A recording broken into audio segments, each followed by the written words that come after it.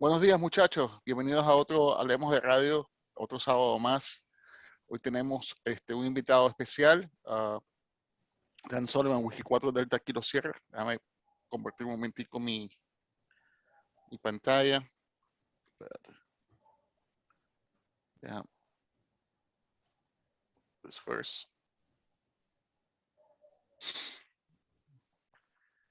And okay, let me just. Hold on. Share screen.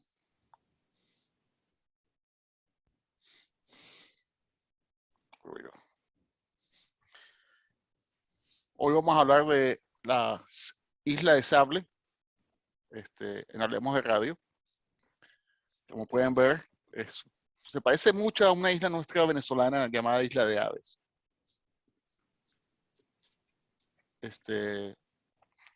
Sable está, según el último listado en Club Log, a nivel mundial, está en el puesto número 53 de las más buscadas. La primera expedición fue Víctor con 1 Radio Bravo en el 1947. Y hay una de las últimas ahí, como pueden ver, es muy conocida por sus caballos. Sable, Venezuela está justamente a 3.892 kilómetros de distancia, a 351 grados por la vía corta, y 171 grados por la vía larga. Así que muy fácil de trabajar desde Venezuela. Hoy tenemos como invitado a Dan Sullivan, Wiki 4 Delta Kilo Sierra. Un poquitico sobre Dan. Dan tiene número 1 on a roll. En fonía solamente le falta Scaffold Reefs, perdón, 339.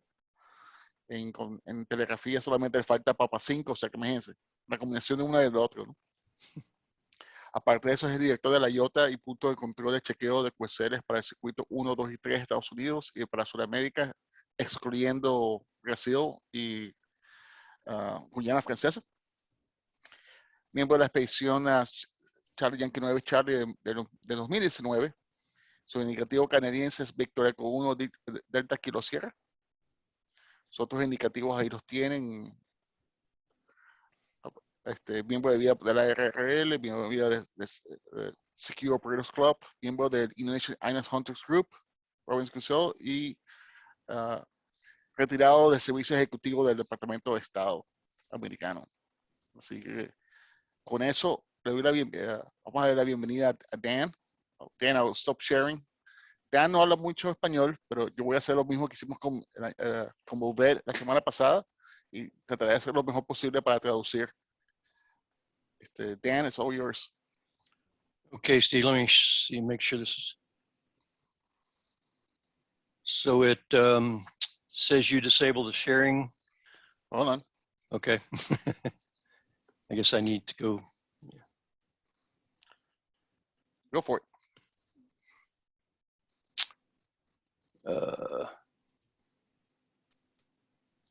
Okay, let me go to full screen.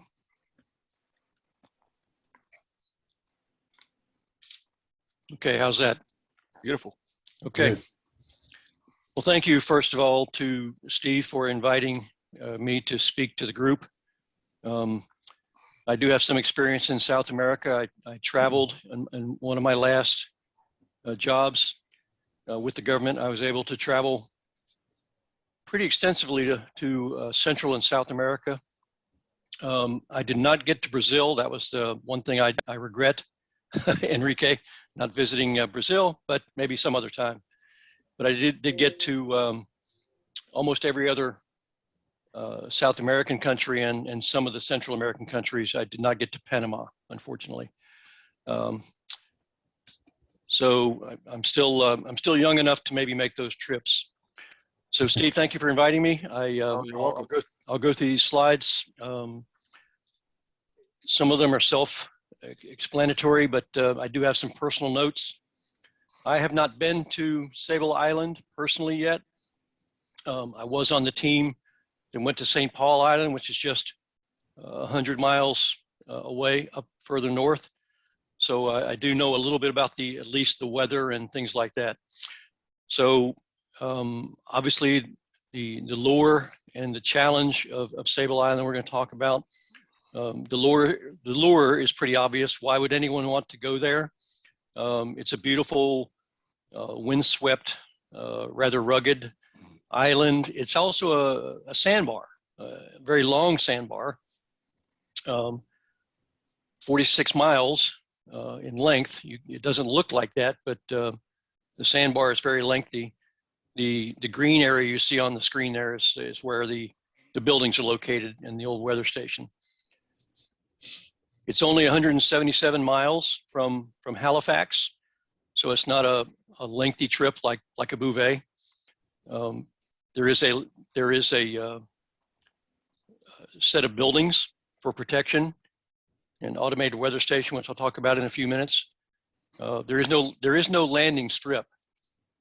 The landing strip is the beach, and that's a major consideration for getting to Sable. I'll talk about that as well.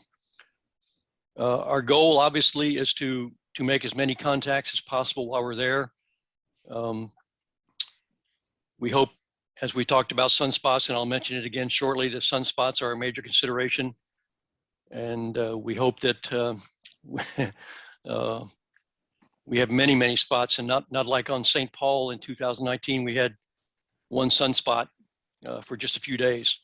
But even that one sunspot made a very big difference in propagation, a positive difference.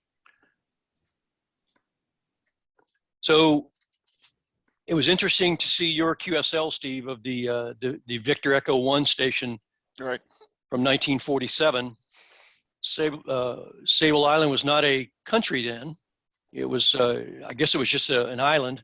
That was even before the IOTA program. So it wasn't even an IOTA island at the time. This is a photo of my QSL with the very first operation from Sable back in 1975 when Sable and St. Paul were both added to the DXCC list. Some of you who have been on the air for some time probably have this same QSL. It actually is a big fold out QSL. That's just one side. It has a lot of information about Sable Island on the other parts of the fold out. There are many local considerations, and this can cause problems or at least restrictions to how we put up antennas primarily. There are many endangered birds and horses there. We'll talk about those again. You'll see on the antennas later in a few slides, we have to flag everything. We have to put a yellow flag on the guy wires on the antennas themselves to make sure that the birds are aware that they're there and don't fly into them. Hey Dan, let me translate that real quick. Sure, okay.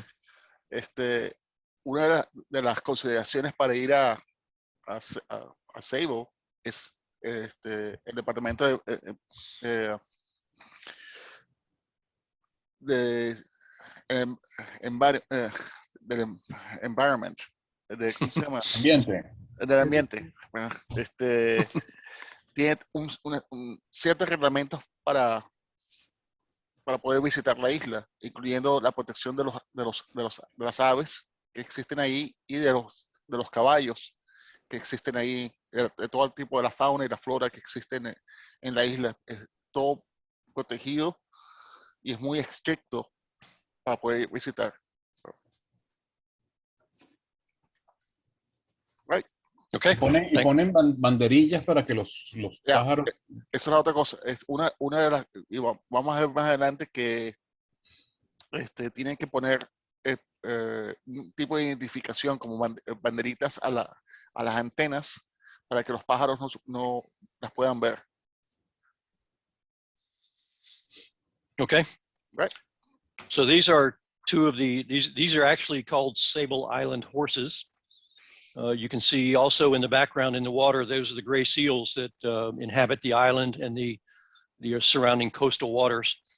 There's a lot of speculation about how these horses first got there. Obviously, they're not indigenous to the island. So there are lots of speculation about they were on a ship. They became shipwrecked, which happened a lot, as I'll get to in a few moments. But they're very healthy. They have lots of grass and flowers to eat, as I'll mention again shortly. Esos son los habitantes. If you go back a slide second. Sure. Esos son los habitantes principales de la isla, son los caballos. No saben realmente cómo llegaron los caballos ahí. Piensan que puede haber sido un barco que haya encallado y dejado los caballos ahí, pero atrás pueden ver a las focas marinas que también viven en la isla. Right. Okay.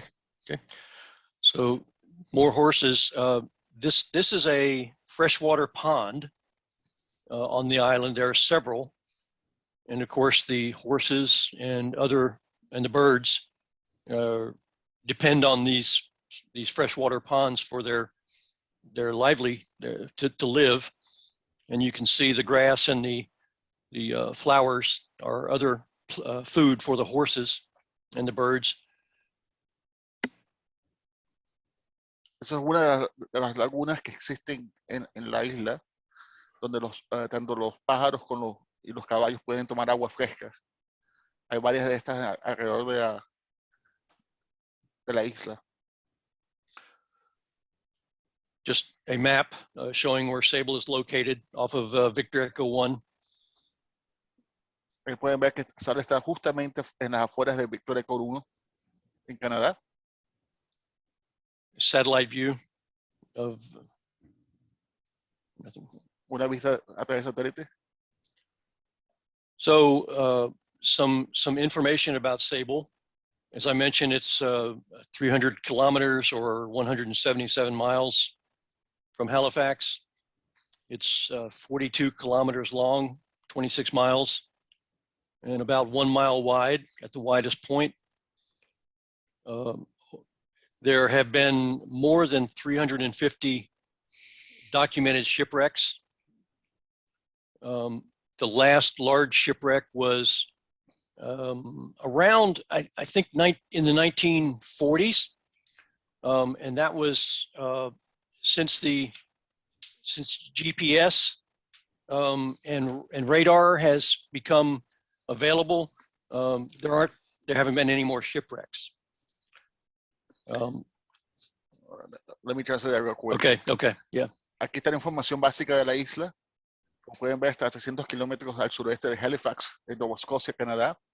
Tiene aproximadamente 42 kilómetros de longitud, 1.5 kilómetros de ancho. Lo más curioso es que en el récord que existe, han habido más de 350 naufragios en la isla. Más que todo anterior que existía GPS, y por eso se dice que así fue que llegaron los caballos a la isla. Existen más aproximadamente unos 500 caballos salvajes, unos 50,000 focas, aproximadamente 340 especies de pájaros, y tiene una estación meteorológica full automática. Right? Yep. So as I mentioned earlier, it became a DXCC country in 1975. There have been attempts to go by ship, but it is very dangerous by boat. So it's almost totally by aircraft. Very difficult weather in that it can change in just an hour from being calm to very windy. It's always very windy, but to wind conditions that won't allow landing. The sandbar, as I mentioned earlier, it's an island and a sandbar, and it's formed by where the Labrador Current and the Gulf Stream currents meet, and that's what originally pushed this together and created the island. Well, let me translate that real quick. Okay. Fue añadida al DXCC en el 1975. Para llegar a la isla son muy limitadas. Las expediciones que trataron de ir a través de barco más complicadas. Existe una pequeña pista donde pueden volar. El ambiente de la isla puede cambiar en horas. En el momento puede ser un día muy bonito y en una hora después totalmente una tormenta sobre la isla. Fue formada a través de las corrientes del Labrador y las corrientes del océano, la parte norte del océano Atlántico. Así es que se formó la isla. Okay. Excuse me. So the team that went to Charlie Yankee 9 Charlie was determined to follow up with the operation to Sable. So the original team got together and committed to go. The team leader, WA4DAN, Murray, has been to Sable several times and wanted, but it was always a small team, 1 or 2 guys. He wanted a much larger group to go. So he got commitments from most of the CY0C team, plus he added several other very experienced de-expeditioners. So here's the website URL. We have nearly 30 major sponsors who helped with the CY0C planning.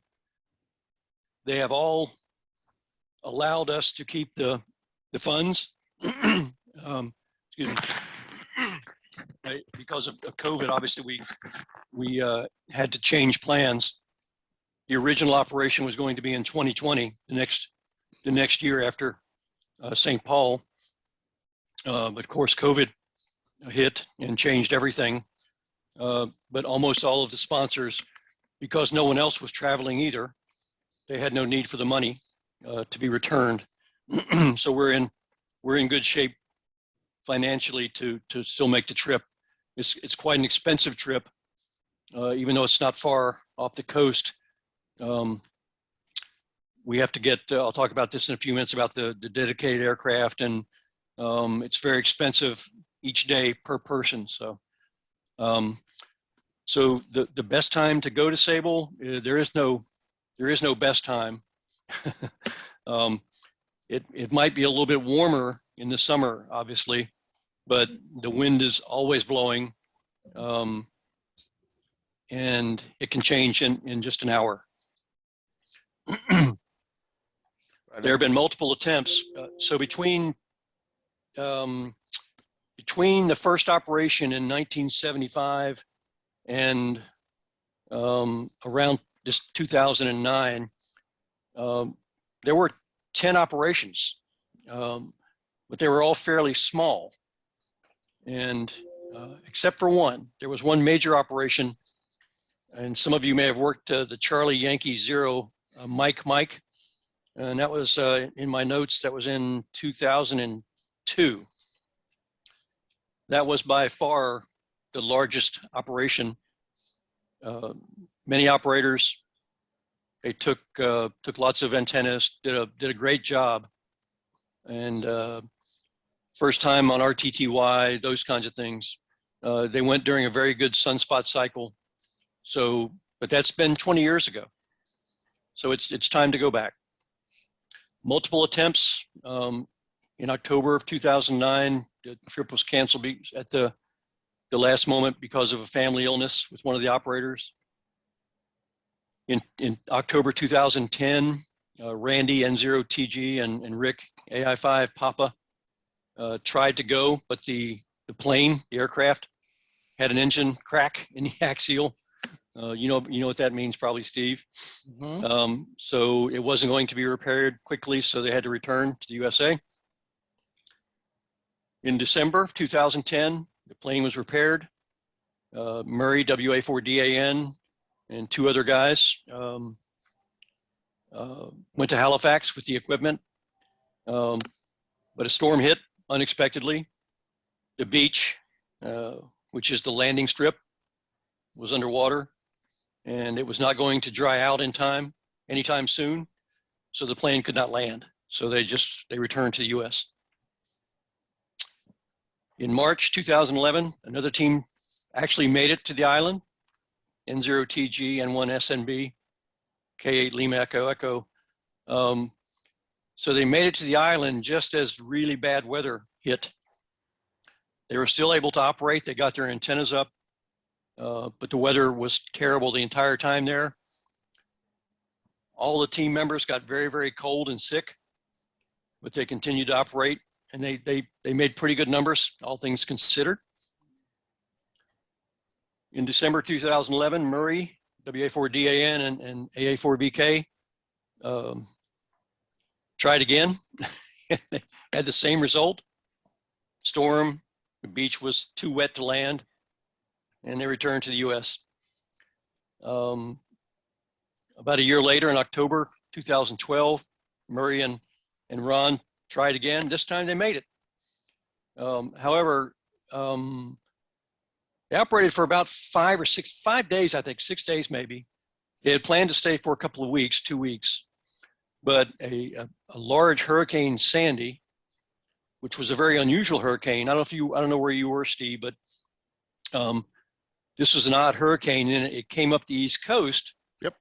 But it did most of the damage to New Jersey, New York, and then it veered off along the Gulf Stream, and of course that took it right by Sable Island. So the Parks Canada staff made them leave before the hurricane got there, because lots of concern for personal safety. Right. And the antennas would have been blown down anyway, probably. But they did have a lot of contacts during that 4 or 5 day of operation.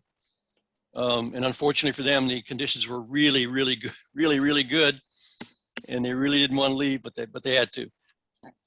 Since then, there have been 3 separate operations, very short, not the expeditions, except for the last one, Murray.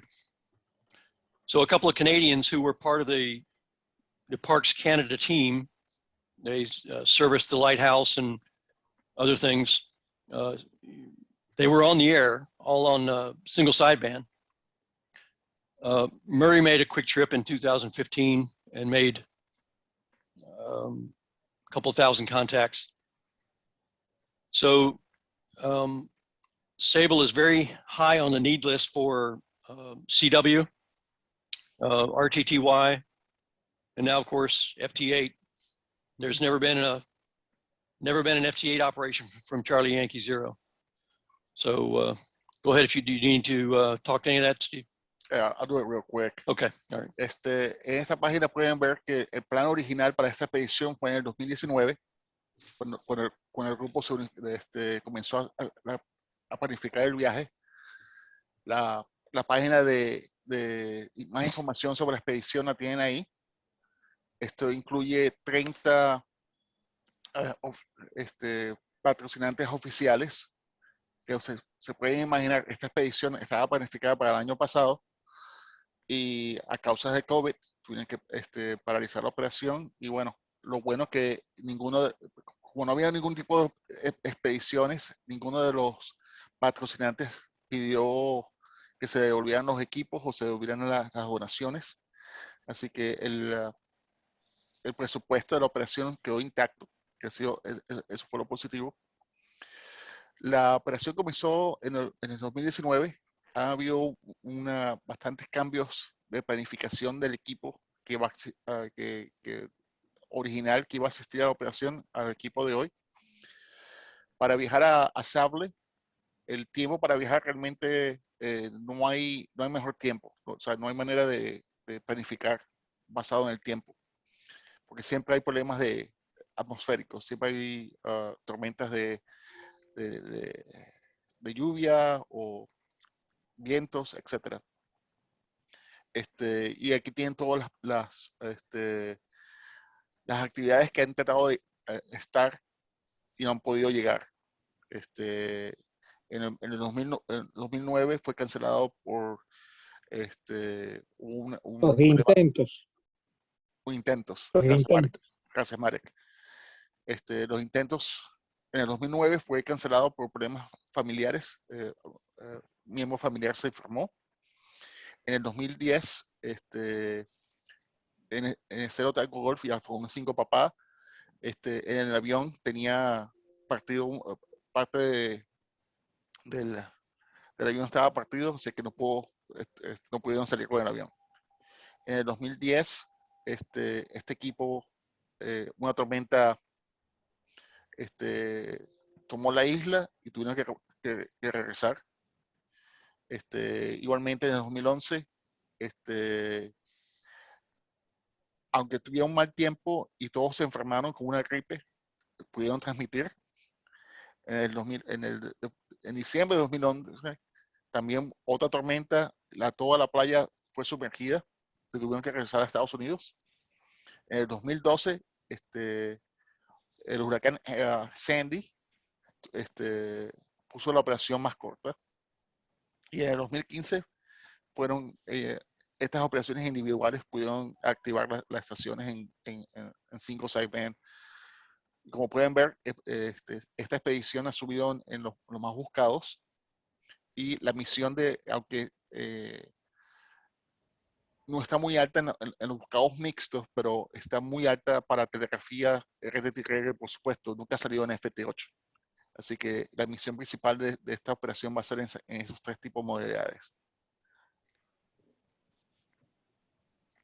Thank you. So the flight to and from the island, the theme here is the weather and the beach landing conditions. You'll see the aircraft in a few slides. It's Sable Aviation is the only aircraft that's allowed to fly. They will provide dedicated flights. Right now, I think there's a flight every 2 weeks, a scheduled flight from Halifax to Sable, and that's for changing the team and for resupplying the team with food and gasoline, whatever they need. The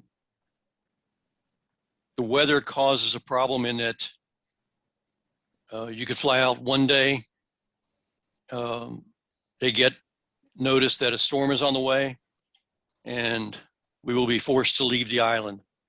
Or they may give us the option to stay longer on the island and wait out the storm. That's obviously the better of the 2 options. We'd rather stay longer than shorter. I don't think anyone on the team has to return, has to leave the island. If we stayed for a week longer, I think we're all okay to stay. The flight time is only about an hour, about 90 minutes, so a short flight. The antennas, we have to be very careful with. We have limited height. They'll only be about 10 feet off the ground. The Yagis will only be about 10 feet off the ground. The good news is that on an island surrounded by salt water, they're still very effective. Every antenna and guide wire has to be flagged for the birds. Obviously, we'll have to manually rotate the antennas depending on propagation. We'll swing the antennas around to various parts of the world. There's always steady, strong wind, so it usually takes 2 people to move the antennas carefully. Something everybody worries about are the logging updates. They do have internet. It was bad for many years, but we understand it's quite improved now. We will upload as often as we can so that people know that they're in the log okay and avoid duplicate contacts. Propagation we've spoken about, the numbers should continue to improve through the planned window date.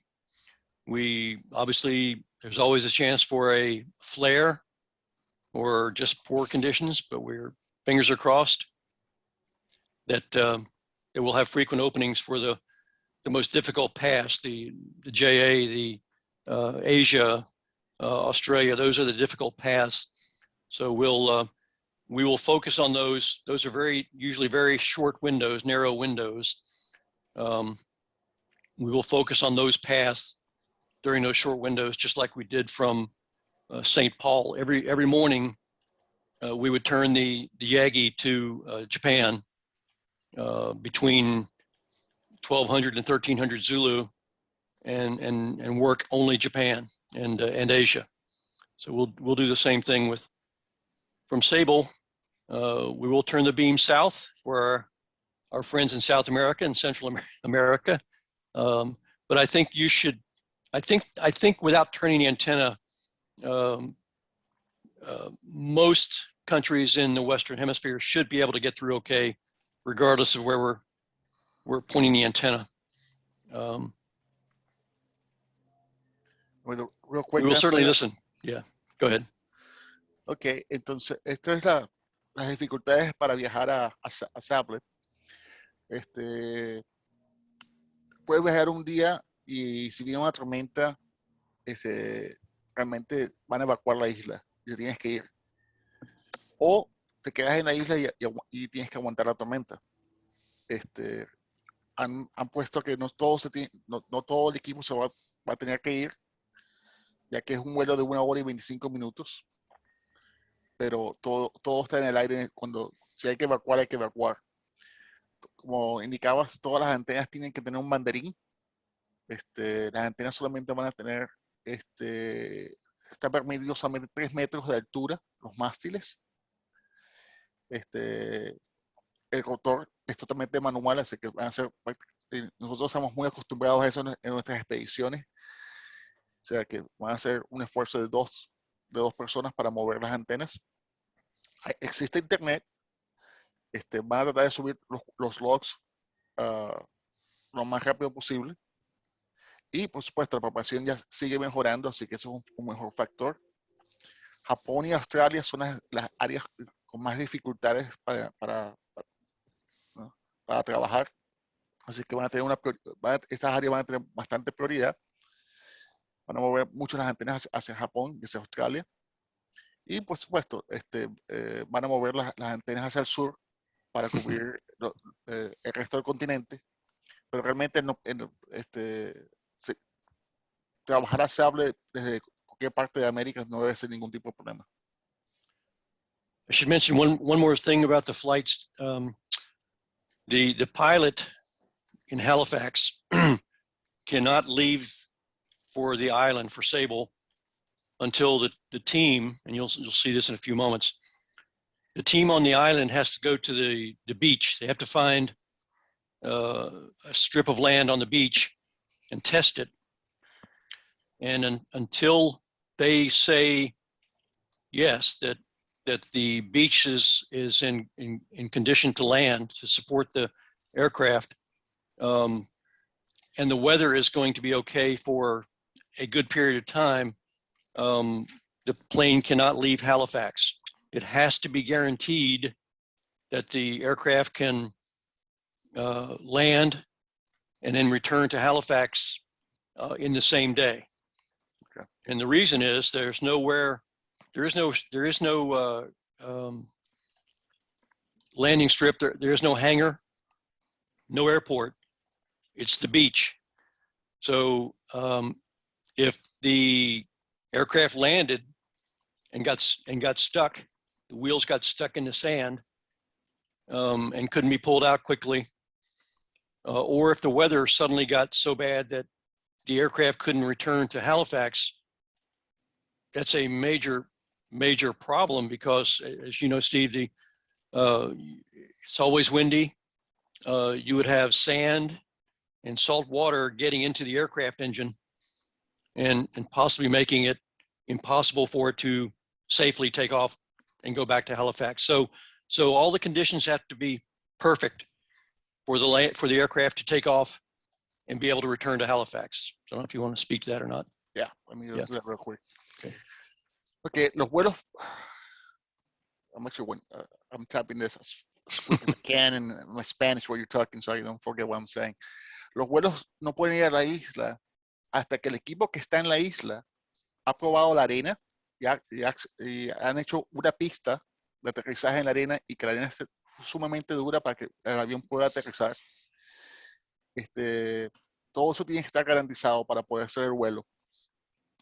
El avión solamente vuela y los deja a ellos y se devuelve a Canadá, porque no hay en la playa, no hay ningún tipo de hangar o nada para proteger el avión. Y ustedes se deben imaginar entre la sal, el agua y la arena, si el avión se queda atascado ahí en la playa, es un problema muy, muy serio.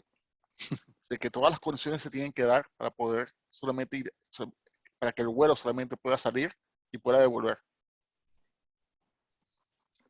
Okay, thank you. So now we're going to get into the actual Sable Island operation planning. Permission is not a difficult thing. Private citizens can travel to Sable. There's a guest house where we will be operating from. The timing has to be coordinated with a young lady named Alana. She's the Sable Island manager for Parks Canada. So Murray, WA4DAN, has a wonderful relationship with her. They've known each other for many years, and she's very accommodating.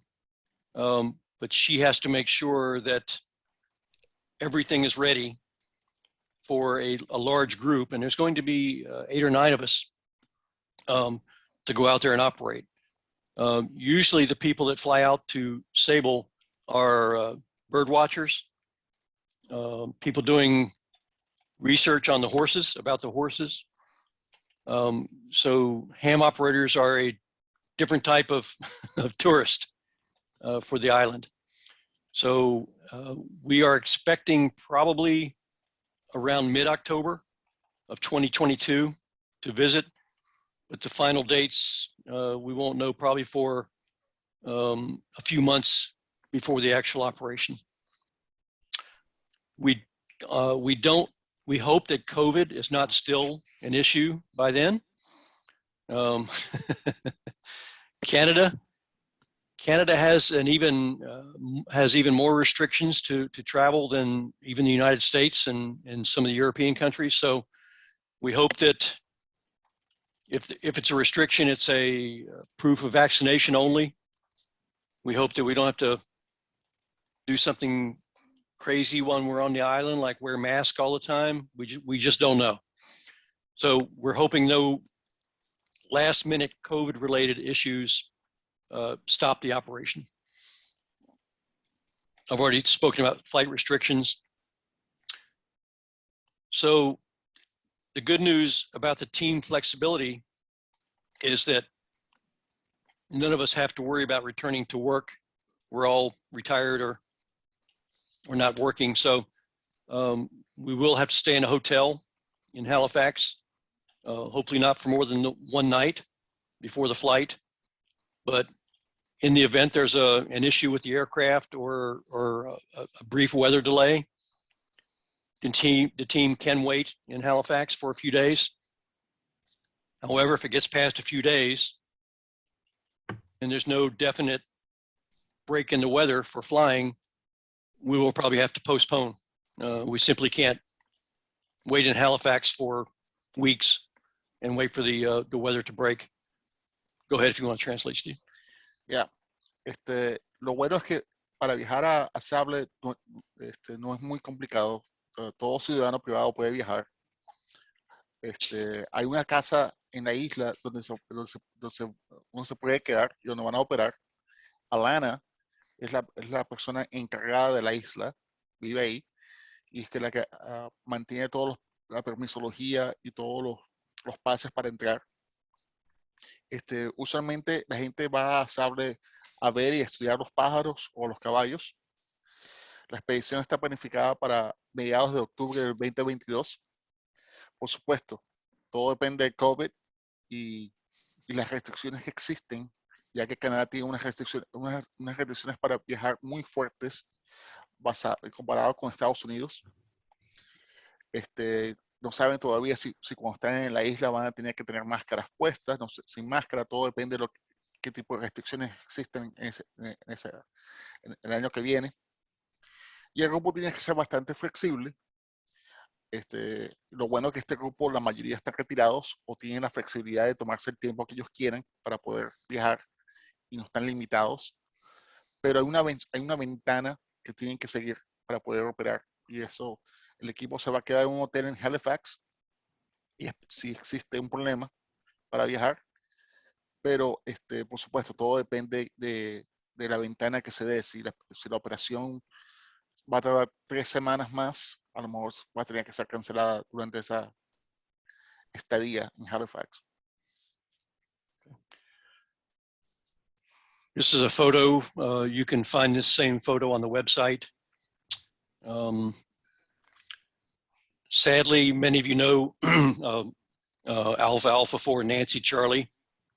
Will, on the bottom row, became a silent key about 1 month ago. He is a private pilot. He had his own aircraft, and unfortunately he crashed, had an accident in his aircraft, and was killed about 1 month ago. A great person, a great operator. We'll miss him very, very much. We have added one more person. He is not a ham, but he will help us with he's a mechanic type. So he'll help us with antennas and other items regarding the operation.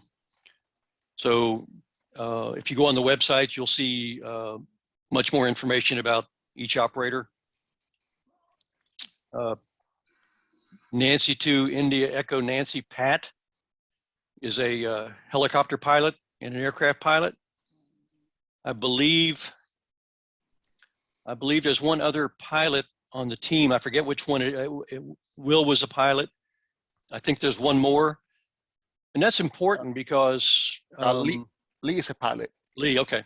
So when we fly, we will split the two pilots. We will make sure that they're on different flights so that if there's an issue with the Sable Island pilot, we will have a second pilot on the plane. We also have several doctors. K5 Yankee Yankee and W0 Golf Juliet are both physicians. So that makes us old people feel much better that there are doctors on the team. Anything you want to add, Steve? Nothing? Let me real quick. Okay. Este es el equipo que va a viajar a la operación. Como pueden ver, hay varios diexistas muy famosos en el grupo, con bastante experiencia. Lamentablemente hay uno que no va a poder asistir. Como ustedes saben, Alfa 4 Nancy Charlie, Will, muy buen amigo de muchos de nosotros. Hace un par de semanas atrás él era piloto. En su propio avión privado tuvo un accidente aéreo y lamentablemente ya no está con nosotros. Así que Will el puesto de Will, hay un mecánico que va a viajar con la expedición. No es radioaficionado, pero es el que se va a encargar de mantener las antenas y las otras cosas que son mecánicas. En la página web está toda la información de todos los operadores. Hay 2 pilotos en el equipo que van a separar, más que todo para el caso de si sucede algo a los pilotos, al piloto que los va a llevar a ellos. Hay 2 pilotos más que pueden manejar el avión. Y hay 2 médicos. Está Glenn, Whiskey 0 Golf Juliet, y K5 Yankee Yankee. Hay 2 médicos también en el equipo, así que están cubiertos en esa parte, la parte médica, por si acaso sucede algo. Eso que hemos hablado aquí Hablemos alrededor anteriormente con Ramón, la importancia de tener un equipo médico en una expedición. ¿Okay? Y Bob Alfin va a ir también. Ya, como pueden ver, el grupo de operadores tienen unos cuantos grandes ligas de operadores. Okay. Excuse me. So how do we get to Halifax? The team members will travel to Halifax from their homes via air and ground, depending on where they live. Once we are cleared for travel to Sable, again, hopefully COVID won't be an impact and will just be a bad dream at that point. Murray, WA4DAN, lives in North Carolina. He has all the antennas and other equipment. He does not have the rigs. The rigs are in Texas with another ham. We will collect those this summer. But Murray he'll bring a cargo truck from North Carolina. He will come to my house. I will have the rigs, the ICOM transceivers and laptops. We will add that to the truck, and we will drive from here to Halifax with all that equipment. From here, it's a 1.5 day drive straight up the East Coast, I-95. Once we get into Maine, we have to go a little bit west to cross into Canada. We will have to explain to the Canadian Border Patrol, border staff, what we're doing. We had to do that last time with the other equipment. There were no problems. They understood, and they let us through without a problem. And then we have another 6 or 8 hour drive to Halifax from there. So it's a lengthy drive. We will overnight probably in Connecticut or Maine from here. So it's not a difficult trip, just time and stress getting through the border. Go ahead. How long did you say the trip was? It's about an 18-hour drive Okay. from here. It's about 10 hours, maybe 11 hours to Maine, and then another 5 or 6 to Halifax from where you cross the border into New Brunswick. Yeah. Okay. Todo el equipo, ¿cómo van a llegar a Halifax? Todo el equipo, la mayoría del equipo va a viajar por avión o por carro.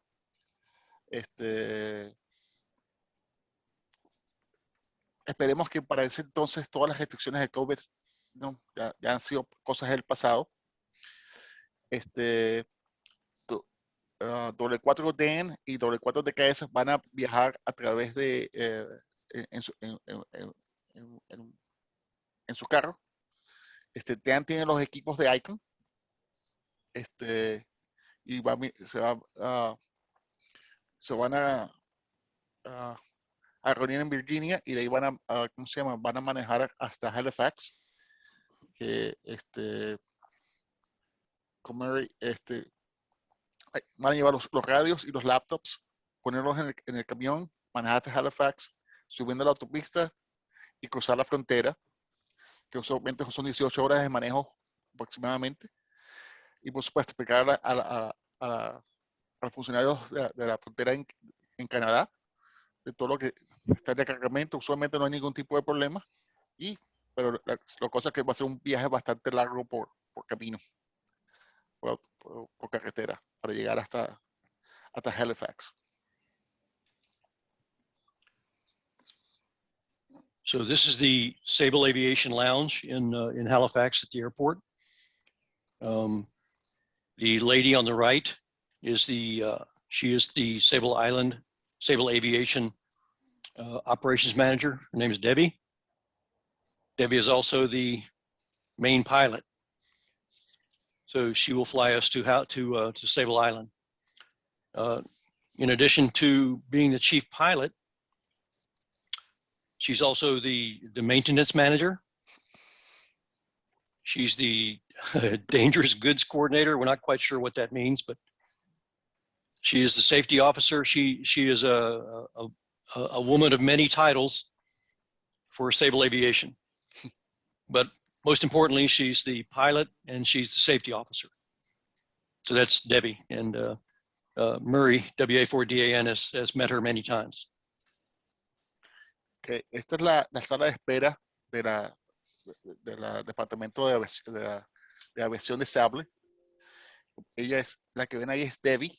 Debbie es la gerente de operaciones, barra jefe de operación, barra muchos títulos, incluyendo ser el piloto de la avioneta que los lleva desde aquí, desde Halifax hasta Sable. Así que Debbie es la persona que tiene todo el poder. Pueden ver a Murray parado ahí, esperando ahí las órdenes de Debbie. This is the aircraft. It is a Britain Norman Islander aircraft. That's the model of the aircraft, a Britain Norman Islander, appropriately named. And you can see that the tires, the tires are very big and thick, and it's made for landing on non-asphalt, on beach, on ground. So it's a very sturdy aircraft. Ahí pueden ver el avión. Es un Britain Norman Islander. Y como pueden ver, las ruedas del avión son bastante grandes, están justamente hechas para poder aterrizar en la arena. This is Murray, WA4DAN, just standing beside the aircraft. This was from a previous operation. You can see his equipment packed in the back there. Ahí pueden ver a Murray, 4 Alpha, Delta Alpha Nancy, una operación previa, y ahí atrás pueden ver el equipo empacado dentro del avión. Just another view of the aircraft. This is Ron, AA4VK. This was probably taken from the 2012 operation when they had to leave because of Hurricane Sandy. Then just a little question, how many trips, air flights will be necessary to carry all the team there and back and forth? So Enrique, we're hoping just 2 trips. The aircraft holds 6 passengers, so we can get with 2 trips we can get all the people, and we hope the equipment. If it takes a 3rd trip, then we'll have to just pay for that. But we're hoping for just 2 trips.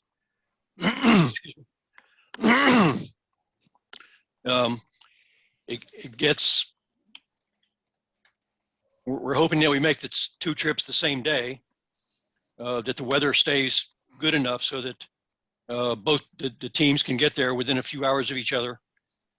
Otherwise, the first team that goes will take the antennas and start putting up the antennas while the other team comes the next flight. So yeah, 2 trips we hope. Bueno, real quick. Ese es el avión que los va a llevar. Como pueden ver, no hay mucho espacio dentro del avión. Enrique preguntó cuál es la logística de los viajes. Se está planificando 2 viajes. El primer equipo, 2 viajes el mismo día, dependiendo, por supuesto, del tiempo.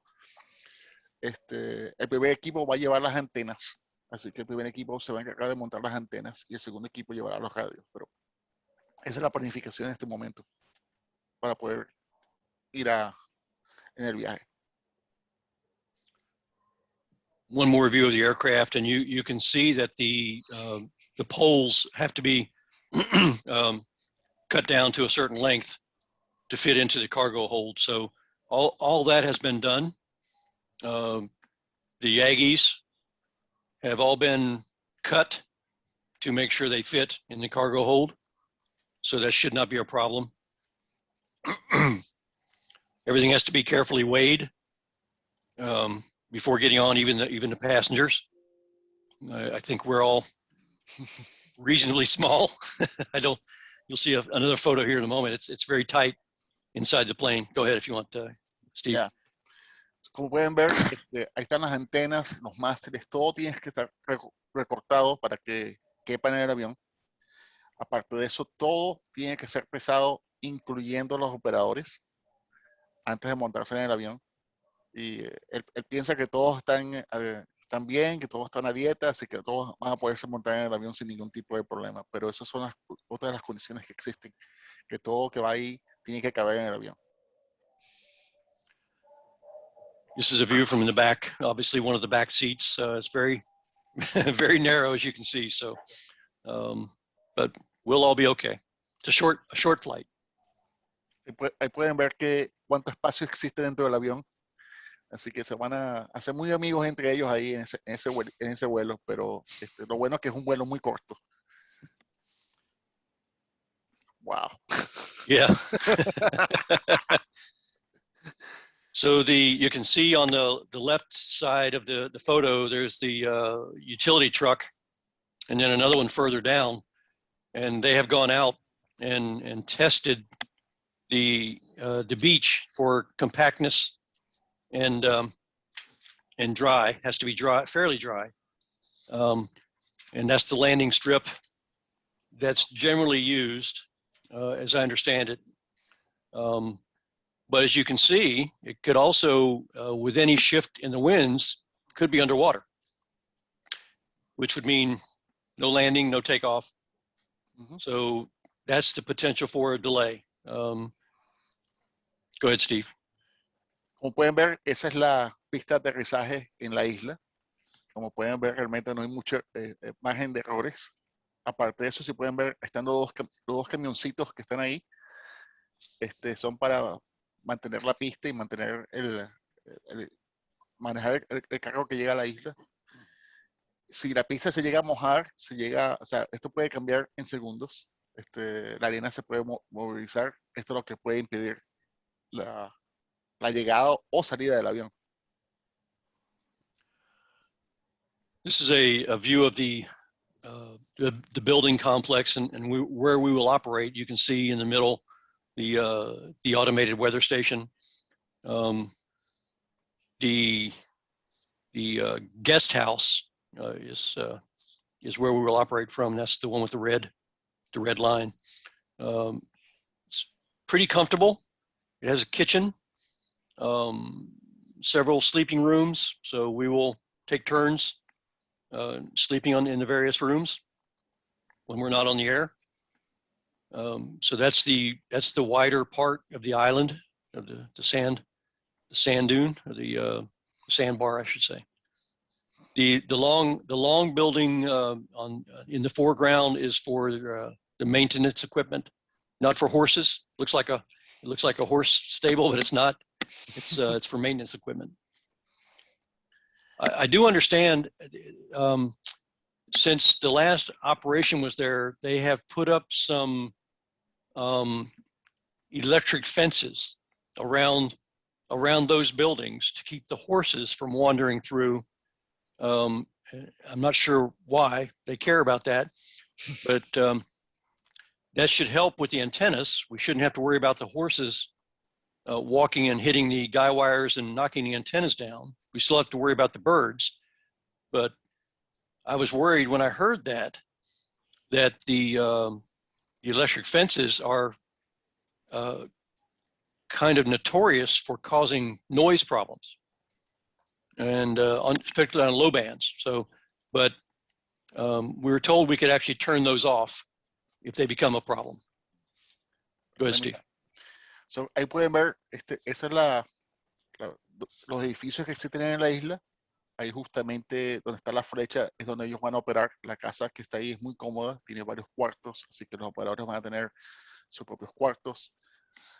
Tienen su propia cocina, o sea que realmente es casi como un hotel. Alrededor del último viaje han puesto una cerca eléctrica, aparentemente para mantener a los caballos fuera de la área. Eso es uno de los temores que ellos tienen, que cuando ellos lleguen allá y monten las antenas, la cerca eléctrica tenga algún tipo de interferencias con la operación, pero el equipo de la isla le ha prometido que ellos, la cerca la pueden apagar si está cometiendo algún tipo de ruido. Okay. So this is just a shot of the path that's taken from the landing strip across the island to the building complex. So That's all. Just a shot of the highway. They call it Highway 1. Esa es la ruta o la autopista. Y realmente la llaman la autopista de donde llega el avión hasta los edificios. Y ese es el caminito que tienen que tomar para llevar todos los equipos o subir la autopista. So the equipment and antennas, nothing special. We plan to have at least 4 positions with the ICOM 7300s and passband filters. We'll use laptops for logging, for CW sending, and for the data operations for RTTY and FT8. We'll have amplifiers. We're not quite sure which amplifiers yet. We may not have amplifiers for every position, but we'll have at least 2 probably. We'll have monoband Yagis for 10, 15, and 20 meters. Verticals for 30, 40, 80, and 160. Maybe vertical arrays. We may have actual phased arrays. We're looking into that to help us with some of the difficult paths. For 12 and 17, we believe we'll have monoband Yagis as well. Those are fairly small. And Murray, WA4DAN, is looking into procuring a 12-meter Yagi and a 17-meter Yagi. Lee, WW2DX, is going to bring 2-meter EME equipment. It's fairly small. He brought a large 6-meter antenna to St. Paul, and it was quite large, and but it did break down so that it did fit on the helicopter. We're not sure the 6-meter equipment would fit onto the plane. So he's bringing 2-meter, Lee is, and we think that'll be the first EME operation from Sable. Go ahead, Steve. Este es el listado de los equipos. Como pueden ver, van a llevar 4, van a ser 4 estaciones con ICOM 7300 con todos sus filtros pasabandas. Por supuesto, laptops para los logs, telegrafía y operaciones digitales. Los amplificadores todavía no han decidido qué van a llevar. Yagis monobandas para 10, 15 y 20 y verticales para 30, 40, 80 y 160. Todavía para 12 y 17 todavía están estudiando qué antenas van a llevar. Y Lee, Whisky 2 Delta X-Ray, que va a llevar el sistema para rebote lunar, solamente por limitaciones de espacio, solamente van a llevar una antena para 2 metros para rebote lunar.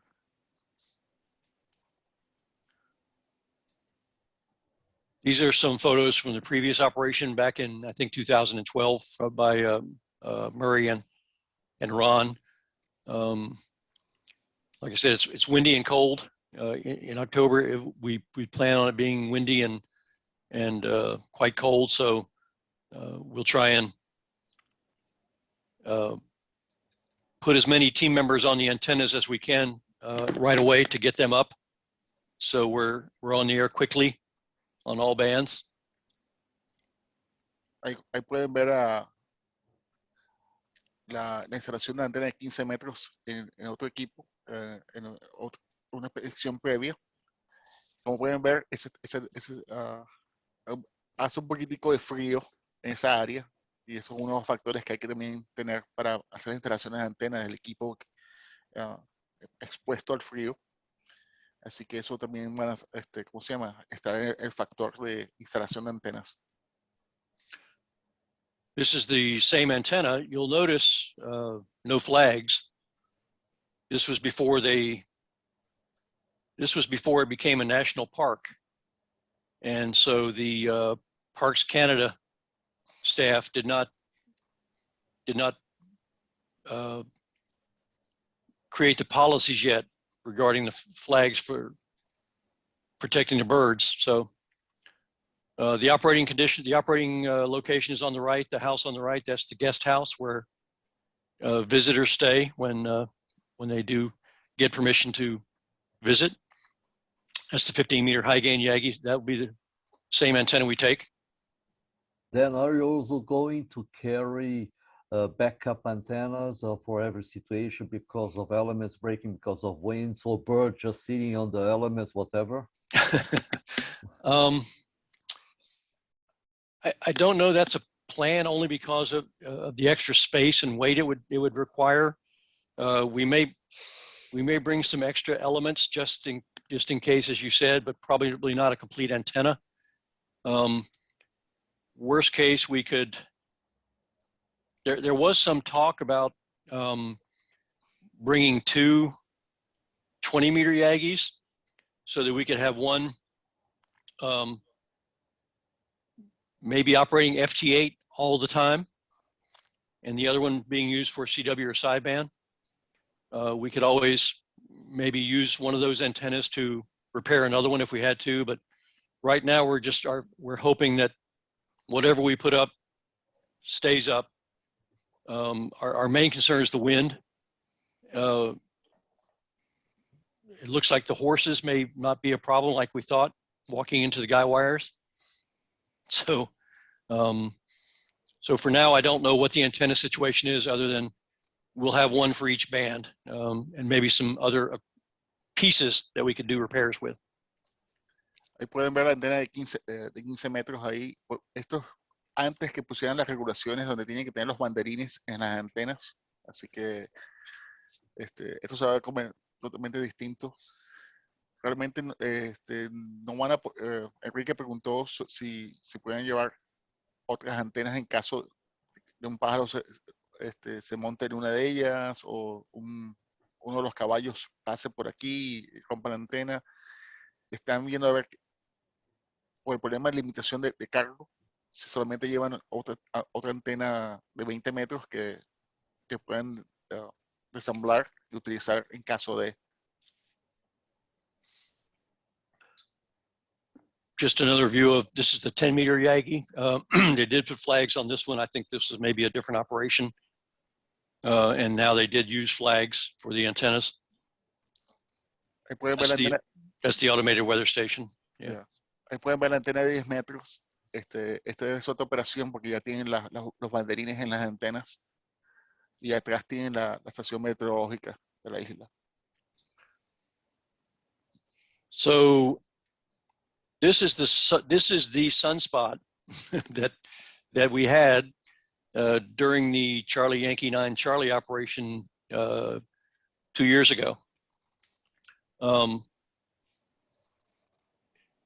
We were there for 8 days. This sunspot appeared about halfway through and remained for about 2 days. So the other 6 days we had no sunspots, but conditions were okay. They weren't great, but they were okay. When we did have the sunspot, we did notice that the path to Asia was quite a bit better. And we also had very brief openings on 10 and 12 meters, which we hadn't had until the sunspot appeared. So the sunspots do make a lot of difference.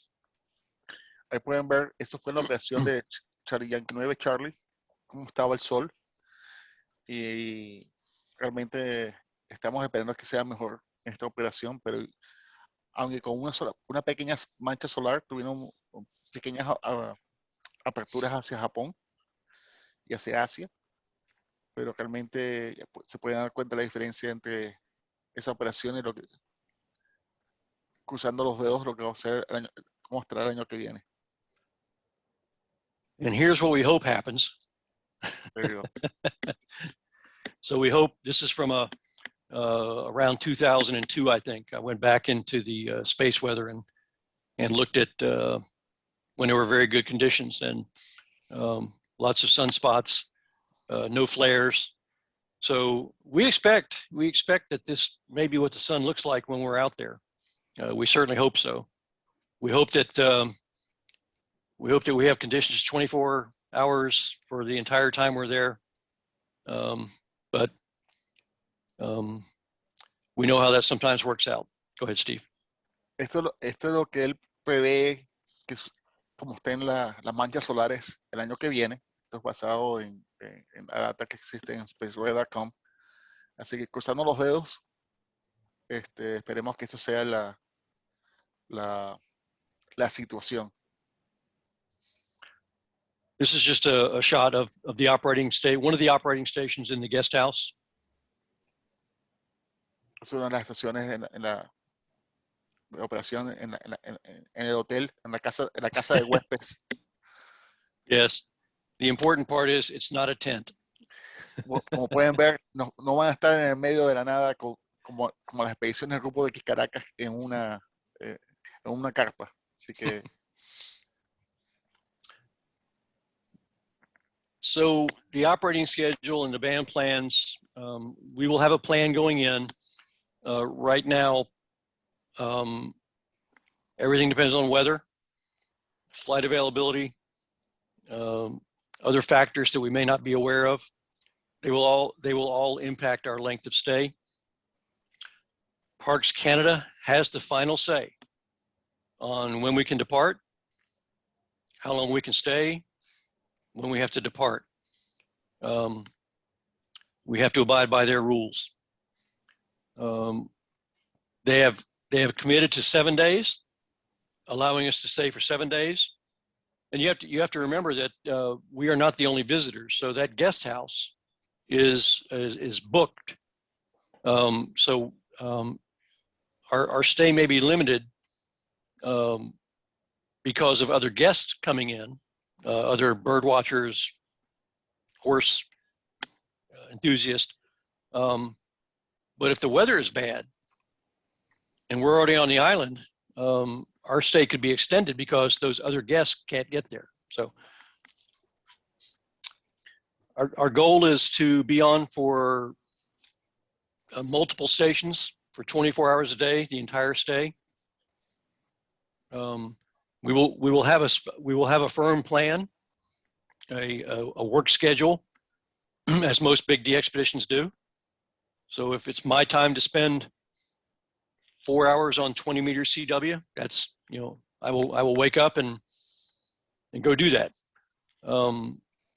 Everyone will have a firm work schedule, and barring any unforeseen circumstances, we'll be able to abide to stick to that. There'll be a heavy emphasis on CW and sideband. We'll also spend quite a bit of time on RTTY. And FT8, whether you like it or not, the FT8 mode is here to stay. We will operate only Foxhound. We will not go down into the main portion. We will always operate Foxhound to make sure we maximize the number of contacts and stay out of QRM. And we'll also operate some FT4, which is a very efficient mode I've found.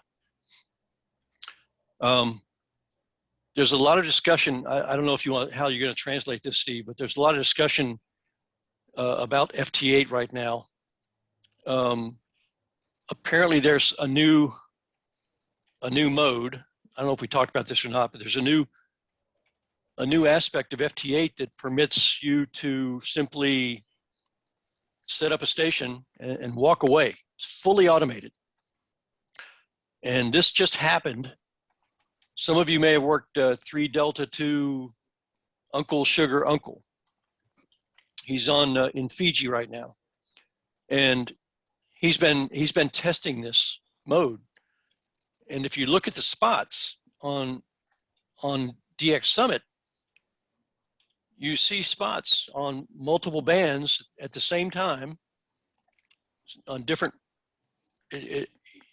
It's like there's 5 operators, but he has set up multiple stations, and apparently has enabled that fully automatic feature, and that's become a problem because there's no operator intervention.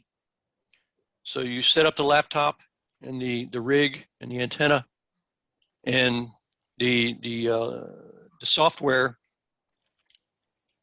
does all the decoding, and it also moves the through selection internally. It selects which stations to work, it makes the contact, and then pulls the next station in without any operator intervention. Who saw that coming? I know. So DXCC has already taken action to disallow that for credit. Now the problem is, how do you know they're doing it? You know, if it's one person, and yet they're active on 3 different bands at the same time, it's pretty clear what they're doing. But with a big de-expedition like Bouvet, how do you know that they haven't set up an FT8 system to do that? So, and IOTA has taken the same measure to not permit unattended operation. Is this a question? Is this part of FT8 or is this a local modification? You know, I don't know, Enrique. I think it's there had to be some. I'd have to think there had to be some coordination with the FT8 developers. The original K1JT, I think is his call sign. K1 John something. Right. So I don't know that he would have to have granted permission to do that in the software, or whether, like you said, someone has done this on their own. I think for a smart developer, it probably wasn't hard to do. Oh, it's my understanding it's an open source software, so anybody can pretty much go in. Yeah. Okay. Well, then that's a problem. That's then it's not an issue with. Yeah. So it's a matter of integrity, and whether or not the DXCC and IOTA, they don't want to allow it. But the problem is, how do you enforce it? So it's quite a problem.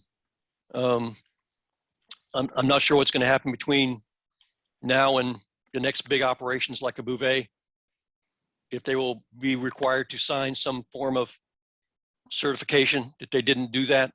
I don't know. That Right. becomes a moral issue and an integrity issue. So we'll see. So stay tuned. We will not do that. Let me translate all this because Okay, sorry. it's quite long. All right. So este es el plan de operaciones. Como pueden ver, 7 a 8 días de operación para comenzar. Todo, por supuesto, dependiente del tiempo, de los vuelos, otros factores que puedan determinar la estadía, porque hay otra gente que se queda también en la isla. No solamente son ellos, o sea, todo depende del cupo que existe en la isla. También el Departamento de Parques de Canadá tiene el veredicto final de cuánto tiempo te vas a quedar en la isla. El plan es para tener todas las estaciones QRB 24 horas al día, 7 días o 7 días a la semana, por toda la estadía. El énfasis va a ser realmente en telegrafía y fonía. Por supuesto, van a tener RTTY, FT8, van a ser en Foxhound Mode. Perdón. Y sobre todo FT4, las frecuencias típicas de DX. Para FT8 van a tener unas frecuencias asignadas. Quieran o no quieran, FT8 está aquí, para gente como yo que ya está anti FT8, queramos o no queramos, van a utilizarlo, está aquí para quedarse. Hay muchas discusiones ahorita sobre el uso de FT8 automático, ya que hay unas modificaciones del programa. Si ustedes acaban de ver la estación de 3 Delta 2, estaba probando este modo, y si ven los spots, están en más de una banda. Es como 5 operadores al mismo tiempo, pero realmente es todo automático a través de la computadora. Y esto ha creado un problema porque no hay ningún tipo de operadores. Ya la DXCC comenzó a tomar decisiones para descalificar este tipo de operaciones, pero el problema es cómo compruebas que esto está sucediendo. Esto lo que puede crear también como una operación como en Bouvet, ¿no? ¿Quién para a una operación grande que haga esto? La IOTA ha tomado la misma situación, no al sistema automático. Lo más seguro que las operaciones grandes van a tener que firmar un contrato eventualmente donde van a firmar por la parte de integridad de la operación, pero ¿cómo compruebas esto? ¿Cómo compruebas que no fue algo automático? Si ustedes saben el 5 Papa Alpha, que es muy famoso en FT8, eso es una operación automática. Ese tipo está activo las 24 horas al día. Ya saben por qué. Anyway. Okay, so we will follow propagation. That's pretty obvious, I think, and we'll pay close attention to Asia and Australia during the brief openings. And something to consider, because we're going in October, that's in the middle of contest periods for CQ contest are in October, I think, and a few others. We will try to reach out to those other expeditions to coordinate to make sure that we don't try and both use the same FT8 Foxhound frequency. There are multiple frequencies you can use, so we'll try and coordinate all that. Try not to cause each other QRM. Well, let me explain it real quick. Yeah. El equipo va a seguir las cartas de propagación. Por supuesto, van a mucha atención hacia Asia y Australia durante las pequeñas oportunidades de propagación que tengan. La expedición está coordinando con otras expediciones que pueden existir durante ese mismo tiempo para tener para no crear QRM intencional entre las operaciones y más que todo para coordinar las ventanas y las frecuencias de FT8. Okay. So this is just a photo of the aircraft taking off from the Sable Beach to back to Halifax. We gave a big thank you to Debbie, the pilot, and Sable Aviation for getting us to the island safely and return. Ahí pueden ver el despegue del avión de Sable. Y por supuesto, las gracias a Debbie por haberlos llevado sano y salvo a la isla y devolverlos.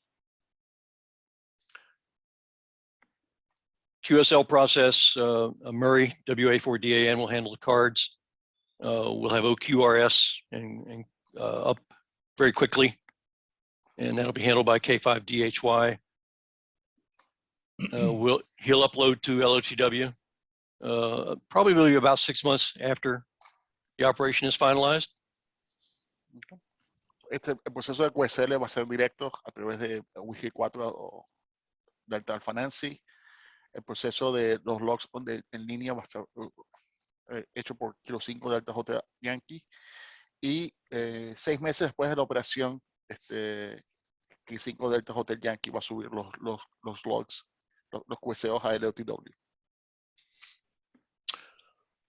So this is a photo taken in 2019 after our trip to St. Paul. This is Alana. She is the Sable Island manager. So we gave her a special thanks for meeting with Murray to discuss what we thought was going to be the 2020 Sable operation. And of course, not long after this, in December or January of 2020, COVID became an issue and has caused postponement till October 2022. She's very understanding. She knows a lot about the hobby after multiple meetings with Murray, and she's also interacted with the other Sable Island staff who were hams. So she's very helpful to the team. Esta es Alana. Ella es la gerente de la isla y ella es la que toma las decisiones si puedes o no puedes ir. Aquí hay una reunión con Whisky con Murray. para la expedición. Y por supuesto, justamente antes que la expedición iba a salir, sucedió lo de COVID. Y lo bueno que Jen tiene sobre la radioafición, ha sido muy flexible en otorgar los permisos para y poder postergar la operación para el año que viene. The next step is to invite her to become a ham, right? Then? Be a good idea, yeah. So, so I mentioned Pat into IEN as a pilot. He flies both all kinds of aircraft and helicopters. Murray was supposed to in October of 2019, after we completed our visit to St. Paul, Murray had a meeting with Alana in Halifax in October 2019, and he was going to fly up and make sure that everything was ready to go for the 2020 operation from Sable. But at the last minute, his flight from North Carolina to Halifax was canceled by Canada Air, I think for mechanical problems or something. So Pat sent his corporate jet down to North Carolina and picked Murray up and had him flown to Halifax to make sure the meeting took place. So we just put out a big thanks to Pat for providing his corporate jet for to accommodate the meeting, which unfortunately the operation didn't take place as planned. Pat is a member of a family in New York City who owns Madison Square Gardens. So he's got a lot of. I thought you were going to say something else. It was part of the other family that lives in New York City. I was like, Sopranos type of thing. No. Pat actually is he owns a newspaper. I forget which one it is, but Pat is the owner of a newspaper, but he's also part of the large family that owns Madison Square Gardens. I think the family also owns the Cleveland Indians. They used to own the Cleveland Indians. Yeah. Whatever Cleveland's called now. Don't get me started. That's my favorite baseball team, and don't get me started. I don't remember what they changed to, but anyway, the Guardians now. Guardians, okay. So maybe they've sold them. I don't know, but anyway, I think they also maybe have some ownership of the one of the NBA teams in New York. I'm not sure. So anyway, Pat and his family have a lot of resources. Pat, I'll show you in a moment. I'm getting ahead of myself a little bit. So anyway, so big thanks to Pat for providing that. Go ahead if you want to. Okay. Uno de los benefactores aquí del equipo es Pat, nombre 2, Echo India Nancy. Ese es su avión privado. Y él utilizó ese avión para buscar a Murray y llevarlo a Halifax para que se pudiera reunir con Alana. Todo esto sucedió porque cuando la Air Canada, que es la aerolínea canadiense, canceló todos los vuelos, bueno, Pat ofreció el avión y Murray no lo pensó 2 veces. Pat viene de una familia bastante famosa aquí en Estados Unidos. Yo trabajé con Pat en una de mis empresas cuando trabajaba yo para los periódicos. Él es dueño de unos periódicos bastante importantes aquí, el Madison Square Gardens, ustedes saben, en Nueva York. Él es parte dueño de ese edificio. Así que tiene un poquito de buenos recursos para ayudar a expediciones. Okay. I have some slides on St. Paul if you're interested in seeing those. Sure. Okay. So this was our operation from St. Paul, Charlie Yankee 9 Charlie, in August 2019. The weather was fantastic. We got very, very lucky with the weather. This is the decommissioned lighthouse. It's no longer operational. The building beside it was the old maintenance building. The the walkway, the photo is taken from a helicopter landing pad, which I'll show you in a moment. Nos va a mostrar unas fotos de la expedición de San Paul. Si ustedes no se quieren darnos un poquito, un mono extra de la presentación, esta de la operación del 2019. Ahí pueden ver el faro. Y ahí atrás creo que es un hexpin lo que tienen atrás, si no me equivoco. Pero vamos a ver un poquitico de esta operación también. So this is the view from where we were operating from. You can't really tell it, but this is a small island. If you look down, you see at the right-hand side of the photo, there's the foundation of an old building. Just past that is the edge of the island. So there's two islands. So you can't see it very well, but there's actually a break, about a 50-meter break between the two islands. And so this is called the Northeast Island. It's very small. The island in the background is the main island of St. Paul, very large compared to the small one. No inhabitants. Go ahead. Ahí pueden ver las islas. Si pueden ver, hay dos islas ahí. Donde ellos están, si pasan un poquito más de la estructura que pueden ver a la mano derecha, está el barranco y después viene la otra isla enfrente de ellos. So this is Pat's helicopter that he flew us out to the island on. Este es el helicóptero de Pat que utilizamos para llevarlos a la isla. Como pueden ver, es bueno tener Ramón, tenemos que hablar con Pat. No, it's UHF control. We're going to have a conversation with Pat next time I see him. Say, hey, I have a place in the Caribbean we want to go. Okay. Okay. It's like a toy. Yeah. He's a very good pilot. I know. I heard. Yeah. The house in the background is where the lighthouse keeper and his family used to live. There's lots of. Yeah, go ahead. Esa es la casa donde vivía la persona que cuidaba el faro. Lots of stories about ghosts and spirits on the island. Hay muchas historias de espíritus y fantasmas en la isla. So that's the landing pad. We were concerned that it was not in good condition, and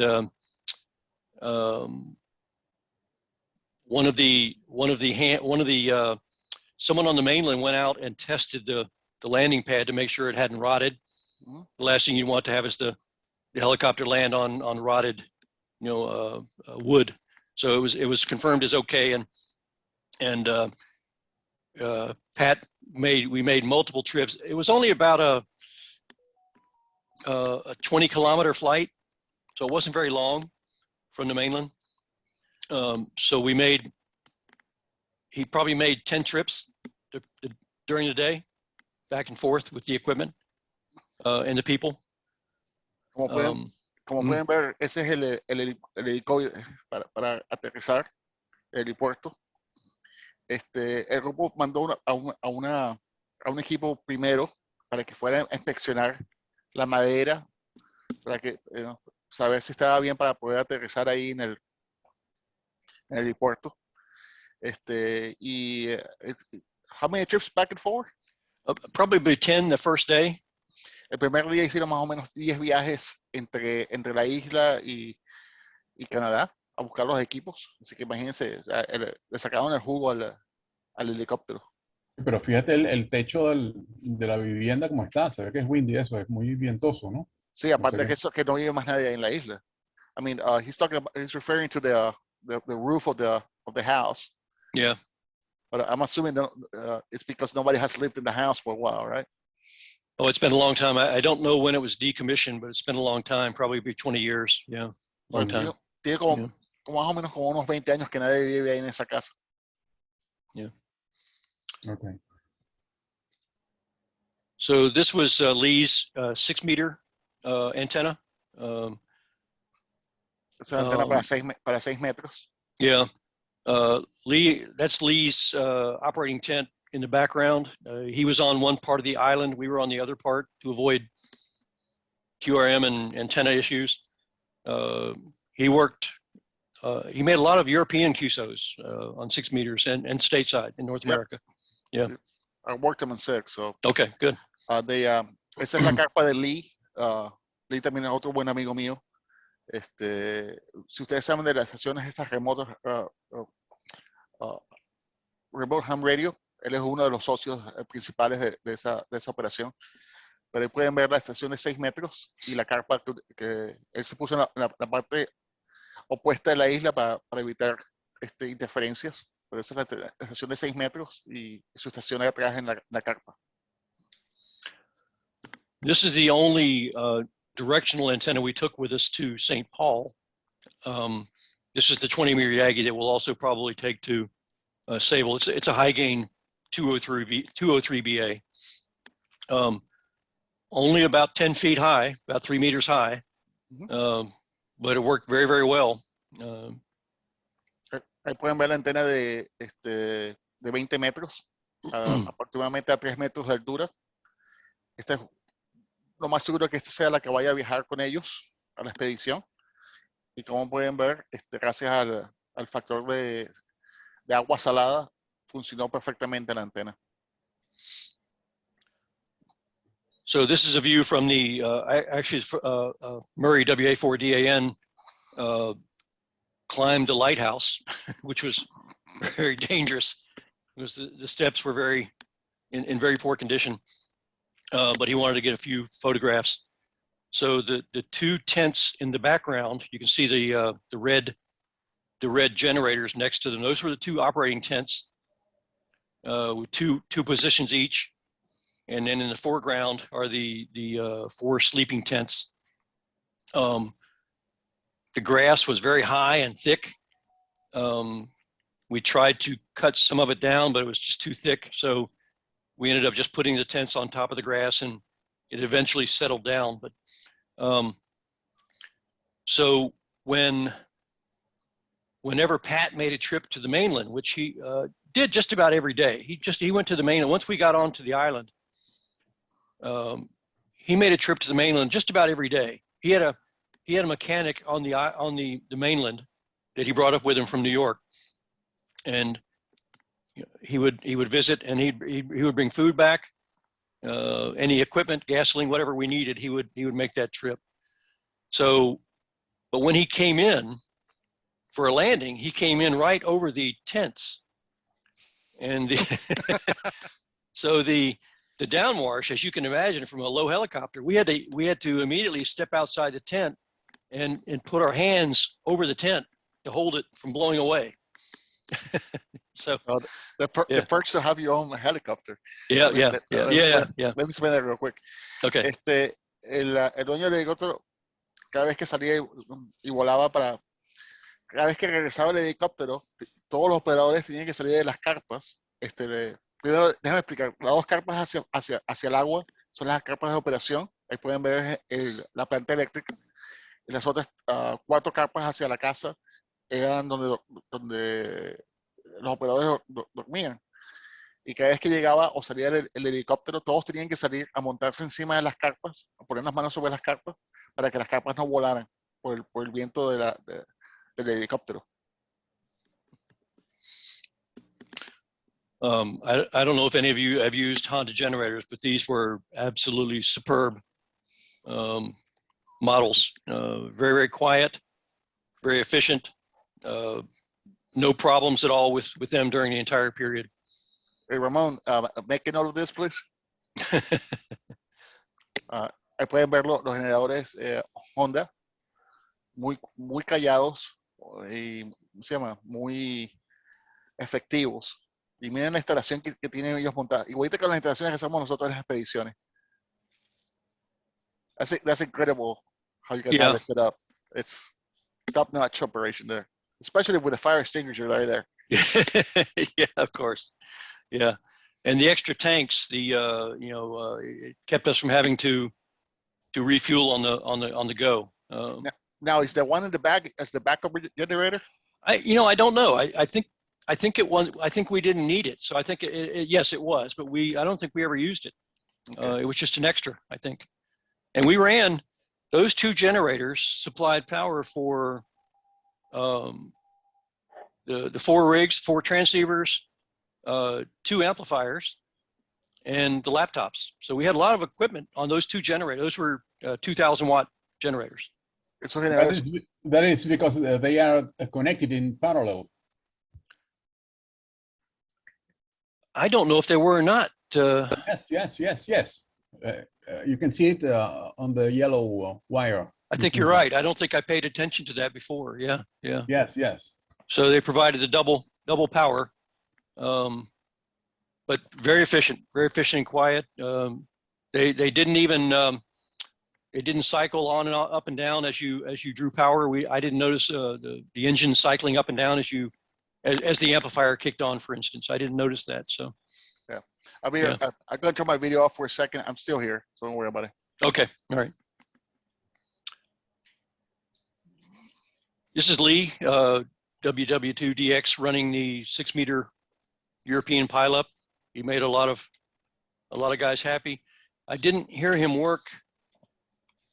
I listened to him operate a few times, and he worked mostly Western and Northern Europe. I don't think he got too far in to like Italy. I don't think he worked any Italians. I didn't hear him, so I think his propagation was pretty narrow towards.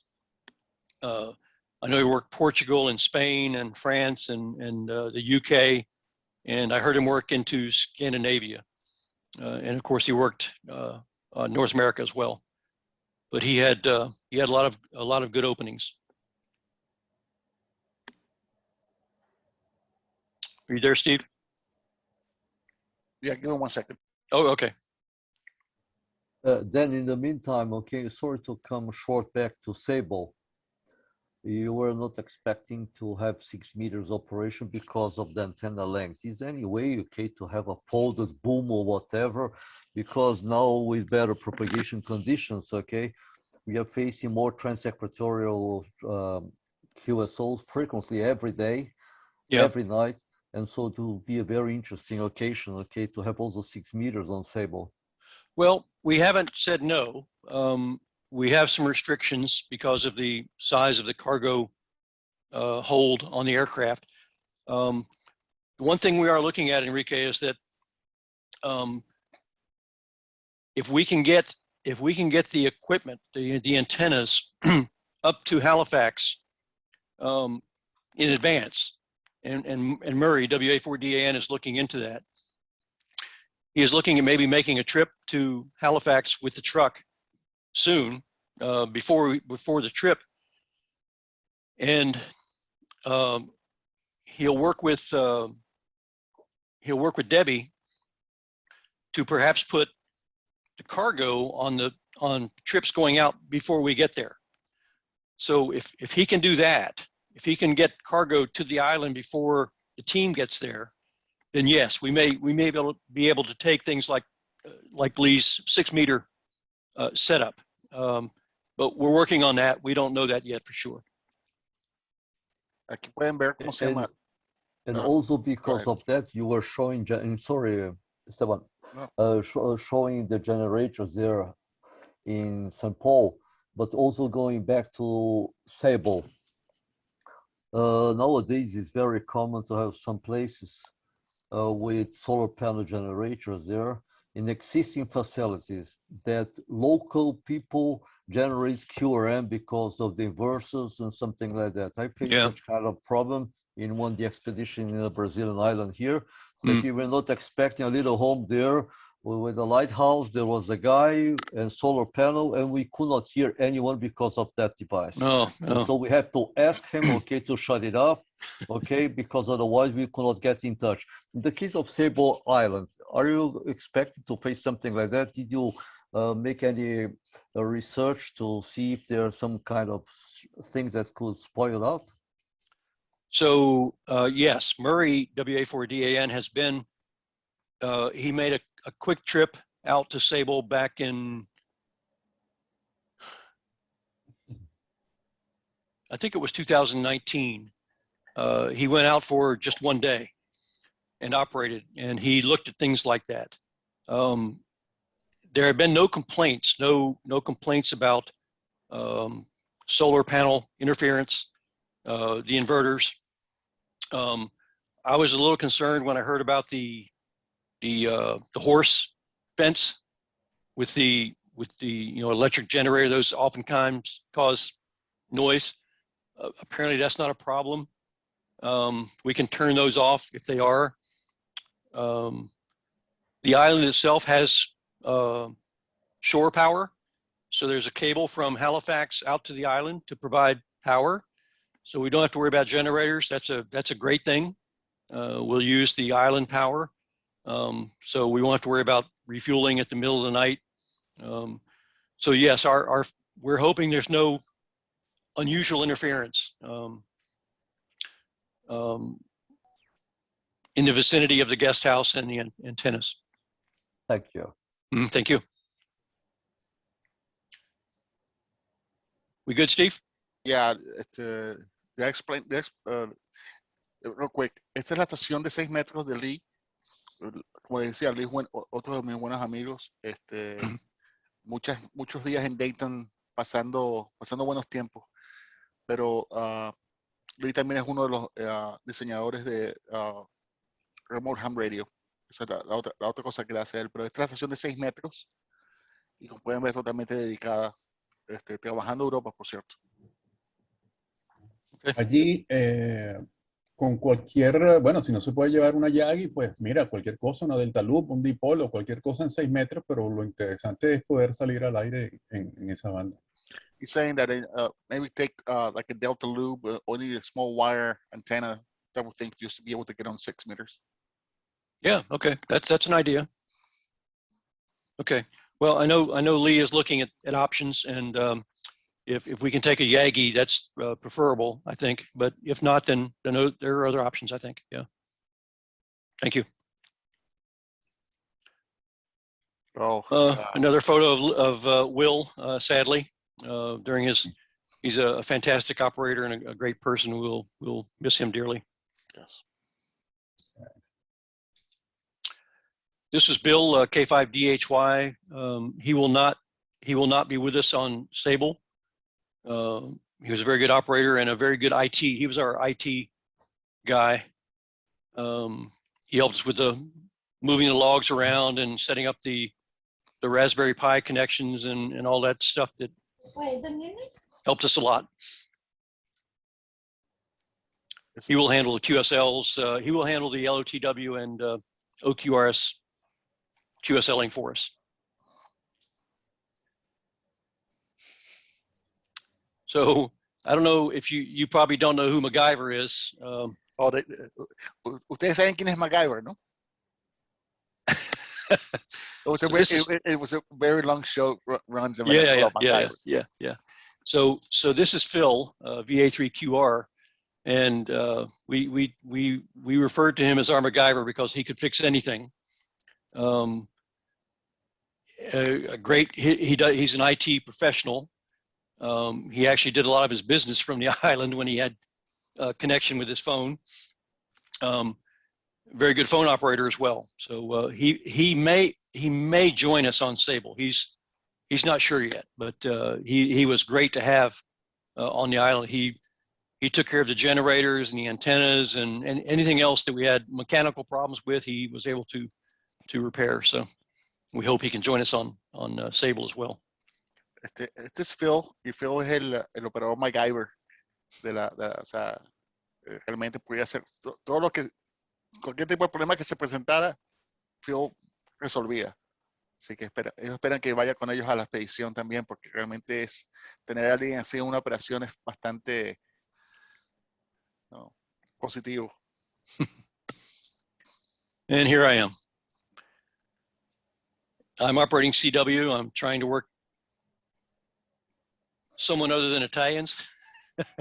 we had a pipeline, a very good pipeline to Italy.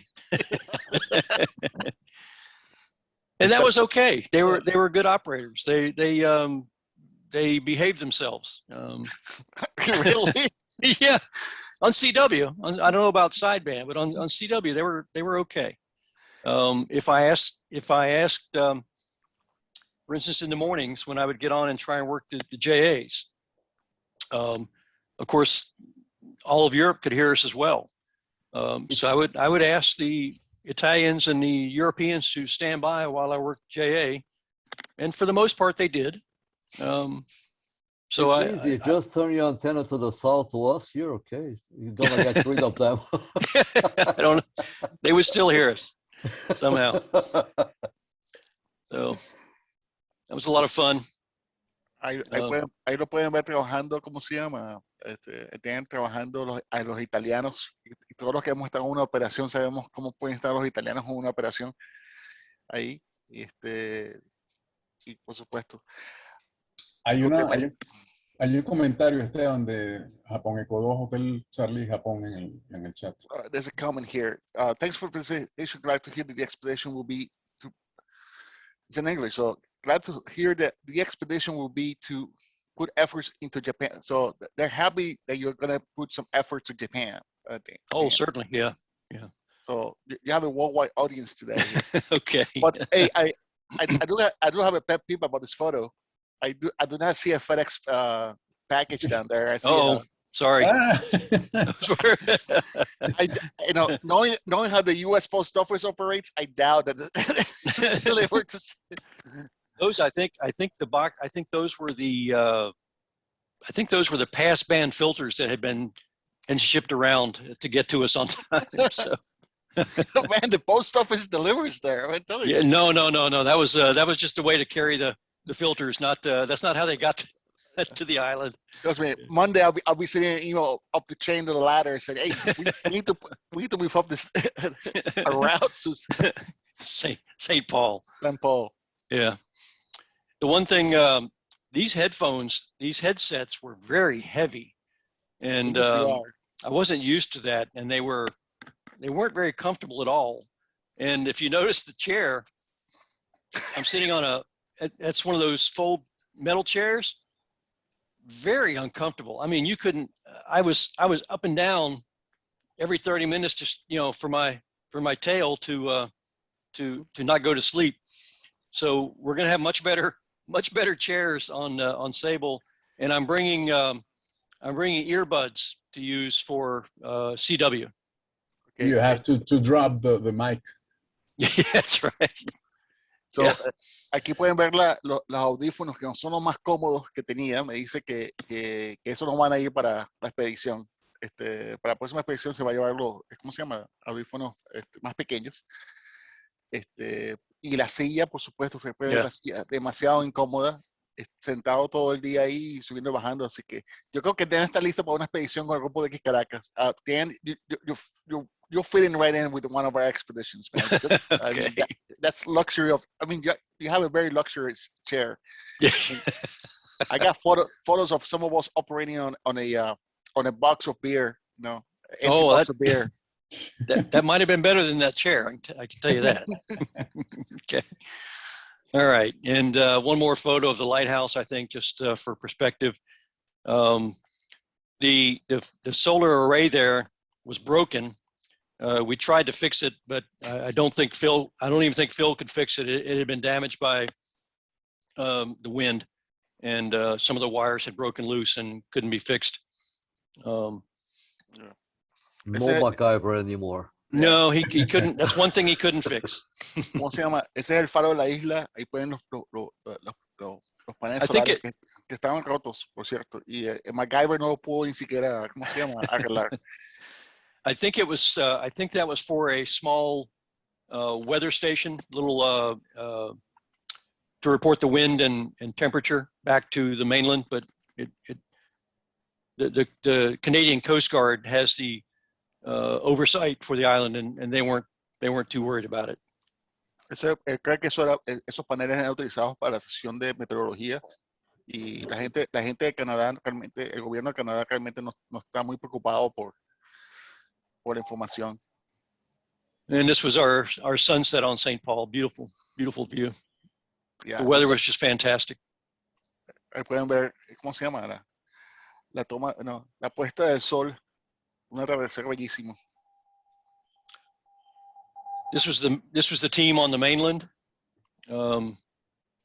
That's Will on the left, Pat next to Will with the red hat, and then the rest of us. So I'm guessing the hat came with the car that he drives. I don't know. I'm not sure what kind of hat that is. That's Is it a Ferrari? That's a Ferrari. Okay, well, that doesn't surprise me. There are very few logos. Like it's kind of like when you see our logo and you find the arrow, you don't forget what the arrow is. Yeah. There's very few logos in the world that you can see far away and you know what it. I mean, that's one of them. That's one of them, huh? Yeah. What a crew. And that's it. Any questions or? ¿Algunas preguntas sobre las expediciones, IOTA o de otras expediciones? Vamos a ahorita hablar de radio, muchachos. Vamos a hacer preguntas.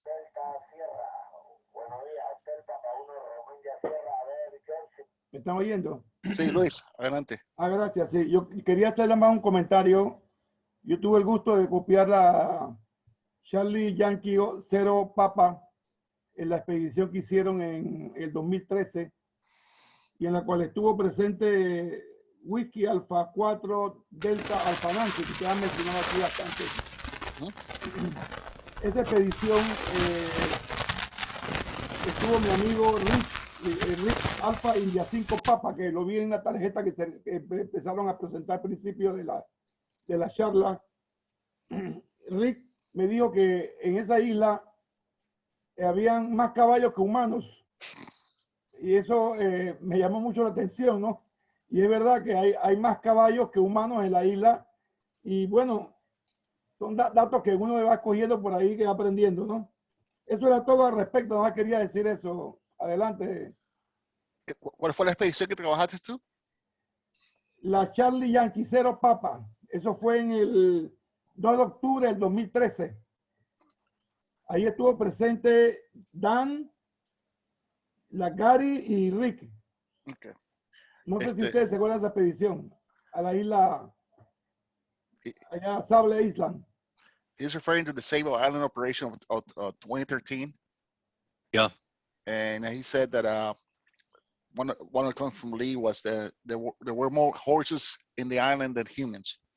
Oh, yes, many more. I think the current level is 500. Él piensa que el nivel ahorita de caballos más o menos unos 500 caballos. Claro. They actually have made a comeback. I think the numbers were down to 400, and they have stabilized, and actually they are now up to 500. They're very resilient, very strong horses, so they stand the weather okay. But they don't seem to bother anyone. They just kind of wander around eating the grass and the plants.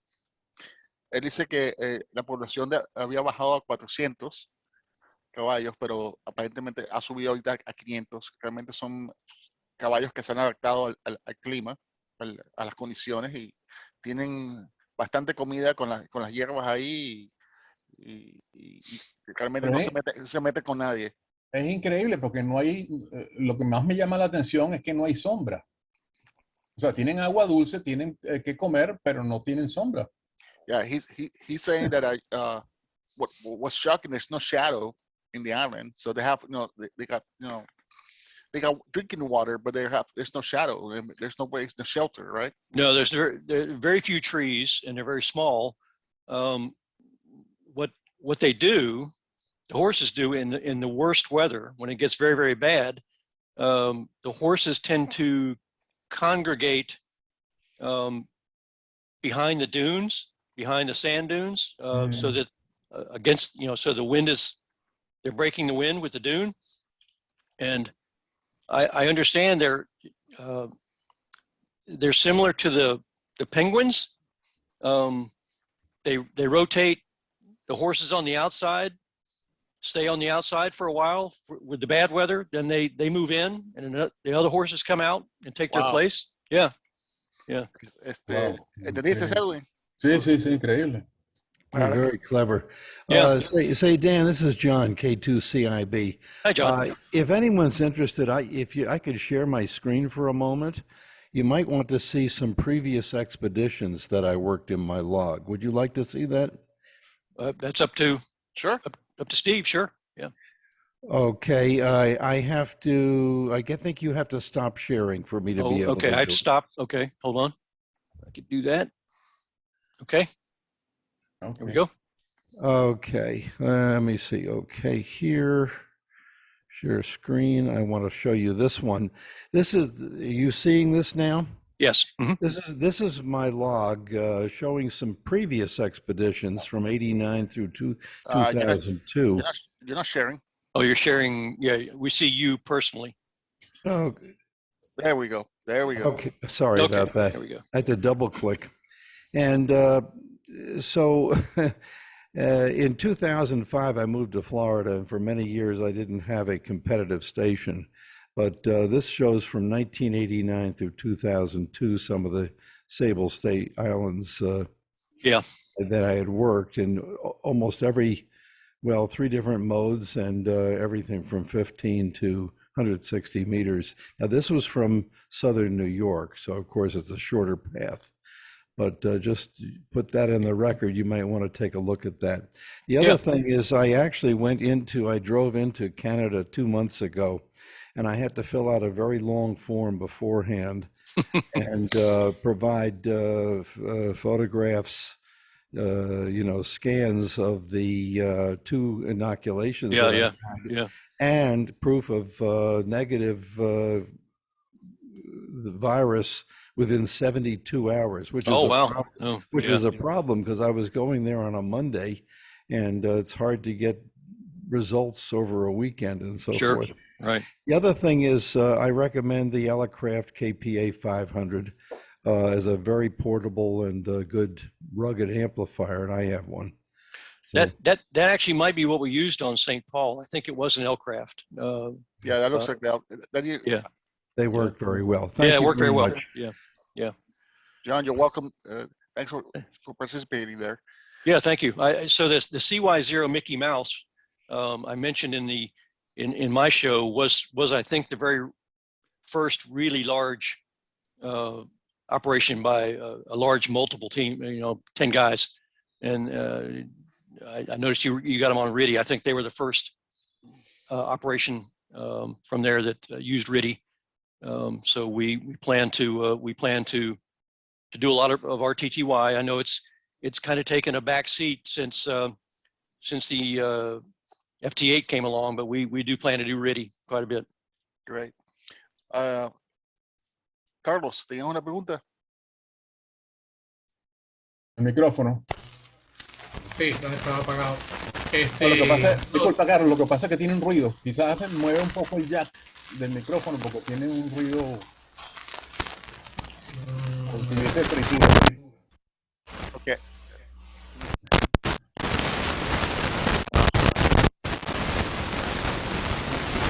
Que las condiciones están malas en 40.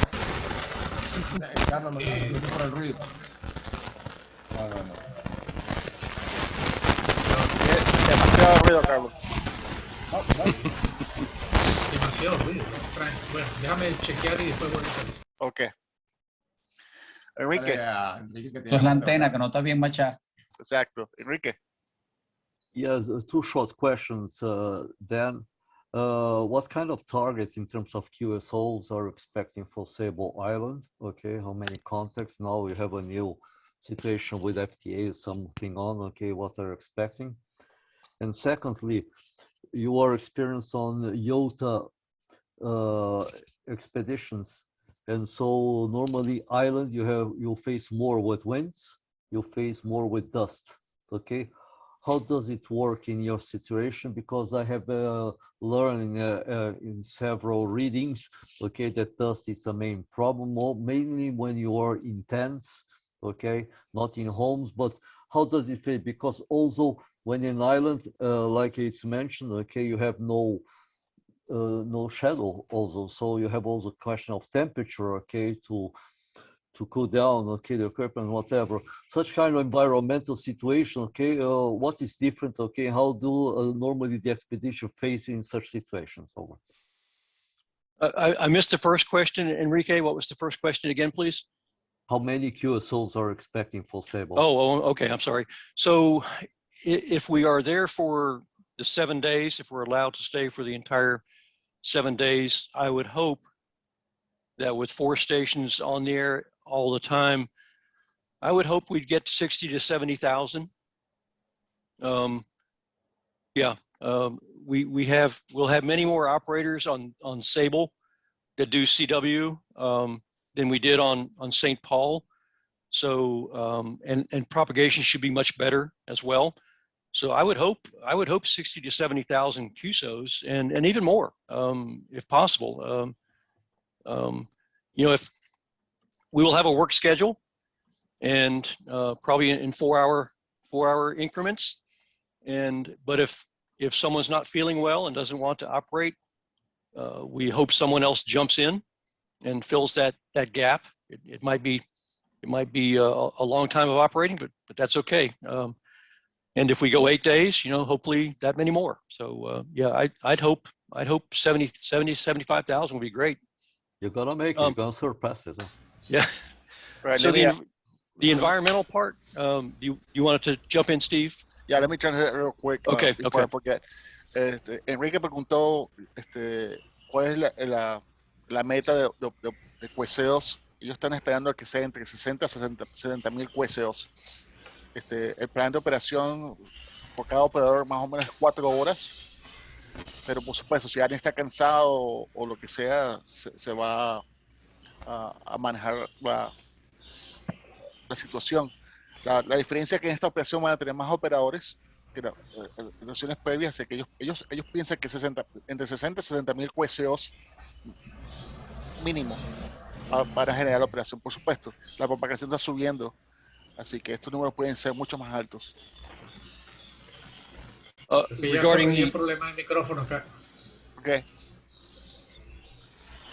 So the second part of the question for Enrique, the environmental question, the dust or so because we're going to be in a building this time and not a tent, we don't have to worry so much about that. The wind, as I understand it, is going to be our biggest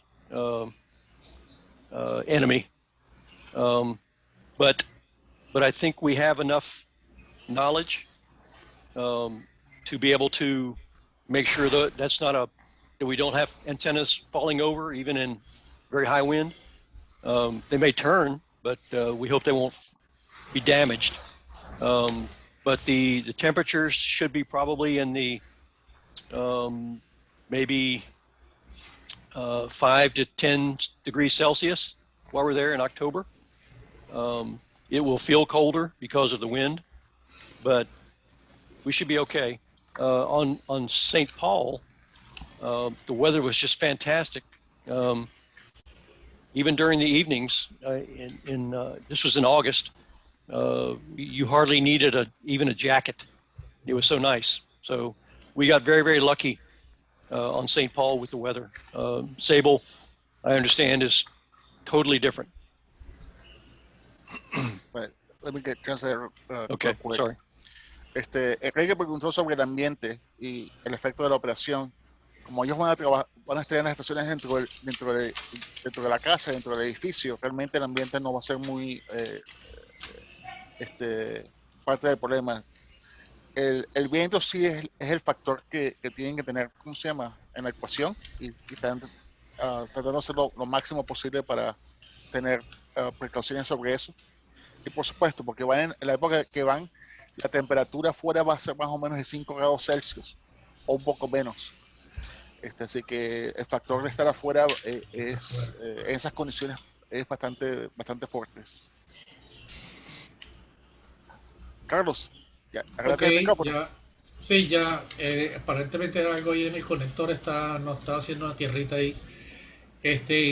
Okay, I just want to make you an observation about the electric fence that you have there. There probably you won't have problems First, because we are here surrounded by electric fences in Venezuela. All the houses have electric fences around me.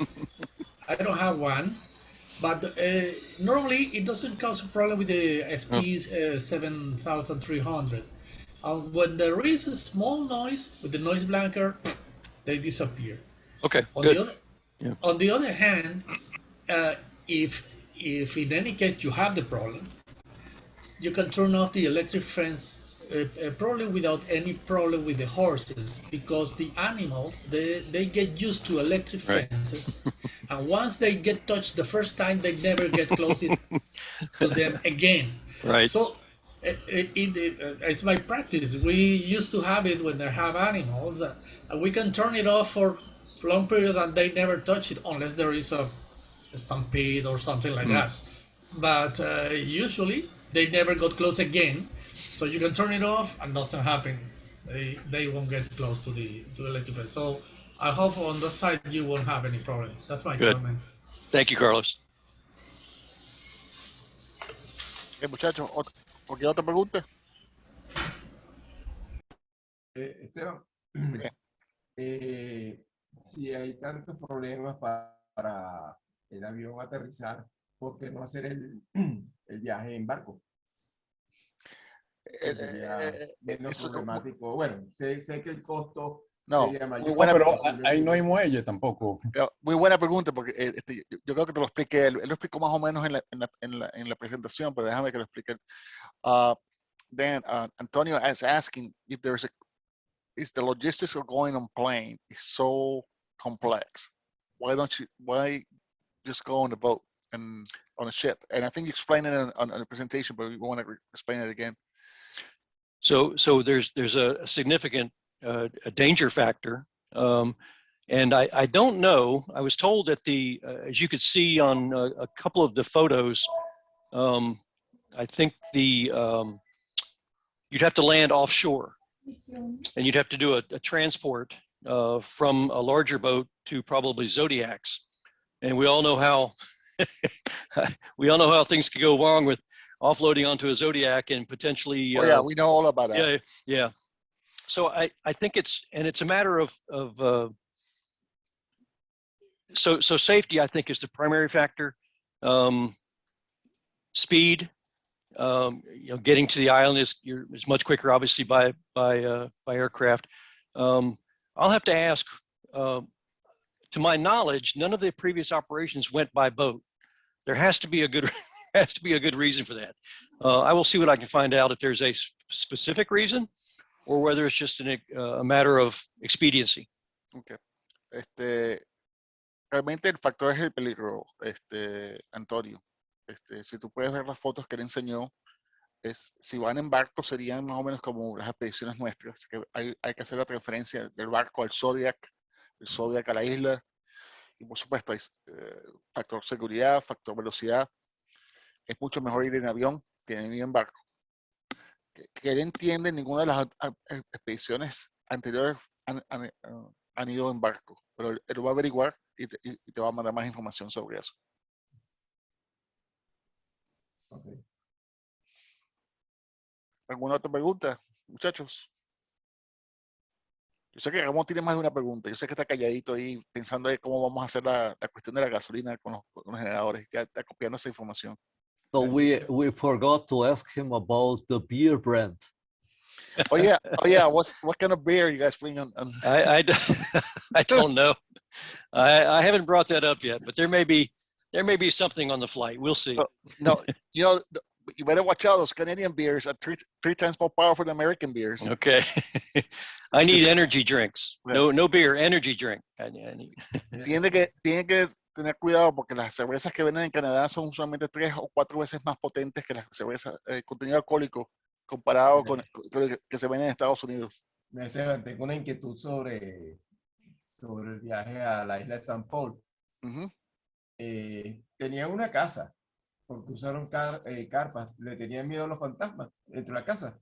Okay, so Dan, he has a very valid question. Okay. When you guys went to St. Paul, why do you guys use tents? There was a house in there. Were you guys afraid of the ghost or? Yeah. No, they would not allow us to use the house, and I think it was in very, very poor condition. You wouldn't want to use the house. We did use the building that was next to the lighthouse, the maintenance house, the maintenance building, but even it was in very, very bad shape. But we did use that for our kitchen, but there were no doors. Everything was very dirty and filthy, but we still set up a few tables, and we had a generator there for our morning coffee and cooking. But we didn't use any of the buildings because they were in very poor shape. Realmente, todos los edificios están en muy bajo mantenimiento. Realmente sería tomarte la vida riesgos ahí. Aunque sí usaron un edificio que está ahí que usan para mantenimiento, ahí pusieron la cocina, pusieron un generador para poder, o sea, hacer el café y cocinar en las mañanas, pero realmente no, los edificios no están aptos para vivir o estar dentro de ellos porque se pueden caer en cualquier momento. Tiene la mano levantada y Carlos también. Edwin, y después vamos con Carlos. Ok. No, bueno, era solo para mostrar, para poner en contexto dónde se encuentra Sable Island, el este de Canadá. Por cierto, aquí está relativamente cerca donde quedó el Titanic, San Pierre y Miquelón más arriba. Pero quería mostrar, a ver, ¿dónde están las instalaciones? Espera un momento. Aquí, ¿no? O sea, es increíble, ¿no? Como en este trozo de arena que está acá se puede aterrizar. No se ve bien allí, pero esto es húmedo, esto es agua salada, esas pequeñas manchas que están allí. Y en ese pequeño ancho aterrizan pues la avioneta, ¿no? Y quería hacer notar a ustedes las dunas. Mira la altura que tienen y la sombra que efectivamente da, ¿no? Son bastante grandes. Exacto. Y eso es lo que estaba indicando ver con los caballos. Los caballos se esconden detrás de las dunas. Sí. Y efectivamente hay bastantes lagunas, así como estas. O sea, a lo largo de toda la isla hay bastantes lagunas. No lo parece desde lejos, pero es que, claro, 1,5 kilómetros de ancho de la isla es bastante. Realmente es una isla relativamente ancha. Entonces, por eso es que los caballos pues, han podido mantenerse con vida y a salvo, ¿no? Tienen agua dulce, tienen comida. Pero en fin, lo que quería mostrar era la profundidad de esas dunas que existen allí en la isla, ¿no? Mm-hmm. He was just showing the how deep the water is around and the lagoons, right? And showing the dunes as well, where knowing that that's usually where the horses will go seek refuge. Right. Storm. Right. Carlos, ¿habías levantado la mano? Carlos, prende el micrófono. Se quedó levantada. Ya no se quita. Ya la bajo. Ok.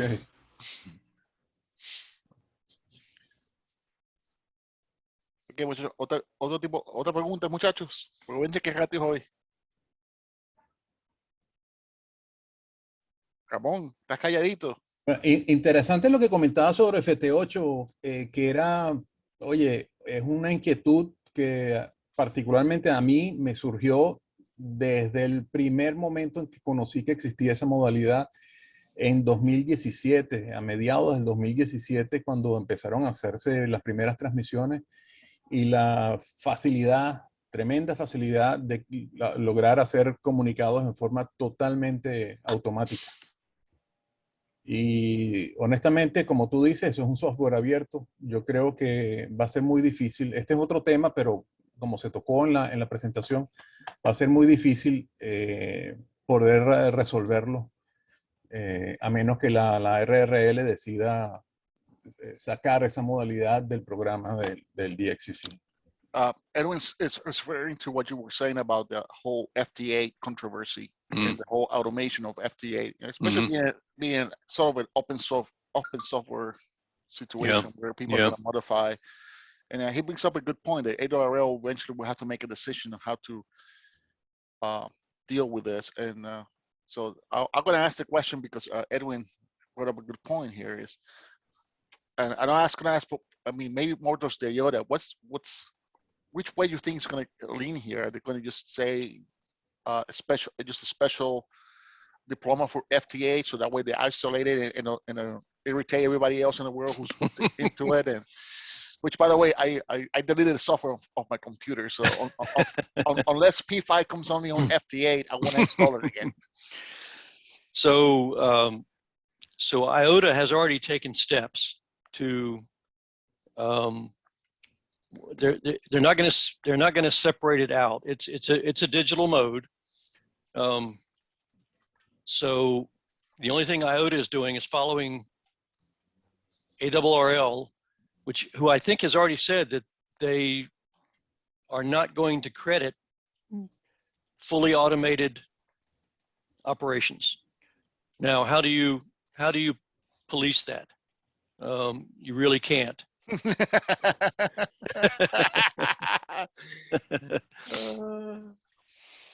It's a difficult situation.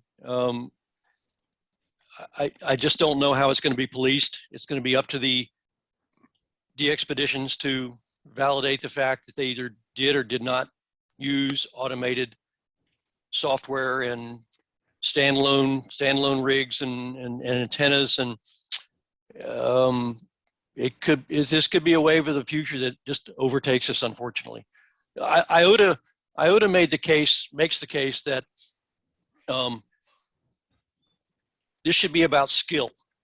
Operating and making contact should be about operator skill. Well, by doing an automated FT8 station, you have eliminated that skill. I can tell you that when I was on St. Paul, each tent had two stations back to back, back to back. So when there were a few times during the evenings when I would get up and everybody else had gone to bed because there were no conditions, and I would bring up two stations, and I would sit in the chair between the two stations, between the two laptops, and I could run two FT8 operations at the same time on two different bands. And I did that for hours. It was the only way to make contacts. CW was dead. There was no phone. FT8 was the only mode that you can make a contact. And that was certainly not fully automated, but it was very efficient in my mind. I could select stations and put them in the queue on one and swing over and select stations, put them in that queue. Now that's very different than automated, and it's fully acceptable. So, but I think this fully automated option is going to cause problems ethically. How it's resolved, I don't know. It's going to be, as the Brits would say, it's a sticky wicket. So, Edwin, puedes tratar lo mejor posible traducir todo esto, pero él indica que la IOTA comenzó a tomar pasos, pero ellos realmente están siguiendo los pasos de la ARRL. Ellos realmente no van a acreditar ningún tipo de QSOs que sean automáticos o que sean considerados hechos sin operadores. Pero el problema es cómo compruebas, cómo autorizas esto, o sea, cómo tú puedes, pues tienes la sospecha, pero no sabes si es verdad o no es verdad, ¿no? El punto de la IOTA es que es basado en la habilidad de la operación, la habilidad del operador, no la habilidad de la computadora, ¿no? Él dice que en San Paul tenían 2 estaciones en el aire, el FT8. Y él podía, ¿no? En una noche que no había propagación, él se puso en una de las carpas y puso 2 de las computadoras y tenía 2 estaciones de FT8 en el aire en 2 bandas totalmente distintas. Y fue la única manera de ser comunicados en ese momento. O sea que, pero totalmente, y puedes seleccionar qué estación quieres trabajar, etcétera, etcétera, ¿no? Es todo basado en la ética y cómo se va a resolver esto. Esto Sí, no es fácil, no es fácil. it's not an easy situation or easy questions or problems to solve. It's an ethical issue anyway, okay? Because individually, if you're also doing something wrong, or nobody is gonna know, only you, and you have to sleep Right. well with your pillow, okay? Well, I mean, This is the question. it's the whole question is if Edwin works P5 for me from Venezuela because they have a great opening. Yeah. And I Yeah. account for it. I mean, at the end of the day, it's a honor system, right? Yes, right. That's correct. On a side note, this is one of the big fights I have with when LOTW that came around, and I was involved in some of the discussions. The ARL has treated LOTW more secure than IRS treats my taxes. I mean, I can file a change on my taxes forms in minutes, no problem. That to make a change in ARL LOTW, it takes an act of God, an act of Congress. Yeah. Because Yeah. which have made the whole process a little more complex to implement other softwares to hook into it. But it's the credibility of the program, right? Yeah. Bueno, muchachos, ¿alguna otra pregunta? Dime. Sí, yo tengo la mano levantada. Mira, referente a... Que no veo, que estoy viejo, ya no veo bien las cosas. Sí, ya tú lo ves. Mauro también quiere preguntar algo, ¿eh? Referente a lo que está hablando Edwin del FT8, mira, el problema no es el software. El software, ok, es más bien algo súper importantísimo lo que hizo Taylor.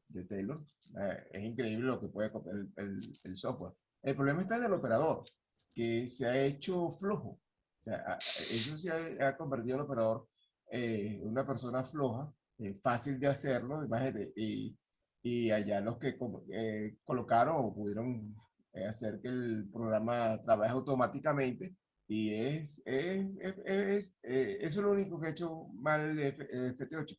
Ha vuelto el operador muy flojo, porque como es tan fácil trabajar una estación, aunque a veces se ponen, a veces complicadito, ¿no? Pero depende del país que estés tratando de trabajar. Pero yo creo que en parte es eso, que ha hecho al operador bastante flojo, bastante vago para hacer los concursos. No es como se hacía en telegrafía o se hacía en fonía, que tenías que mover bastante la mano o mover bastante la boca para hacer los X. Eso es la parte mala que le he visto al FT8, que ha vuelto el operador bastante flojo. So, just to summarize the whole story he just said is FTA has made the operator. FTA have made people lazy. It's the whole process of it's just a easy QSO. I mean, it has had advantages and disadvantages, but what he's indicating, what the FTA tendency has been to become somebody more lazy, less looking for the opportunity, the challenge of working at DX station the way all of us have done in the past, right? Yeah. Machine to machine QSO. Machine to machine QSO, right? Yes, that's the complaint. That is true. Some would argue that RTTY is the same. You know, that's computer to computer.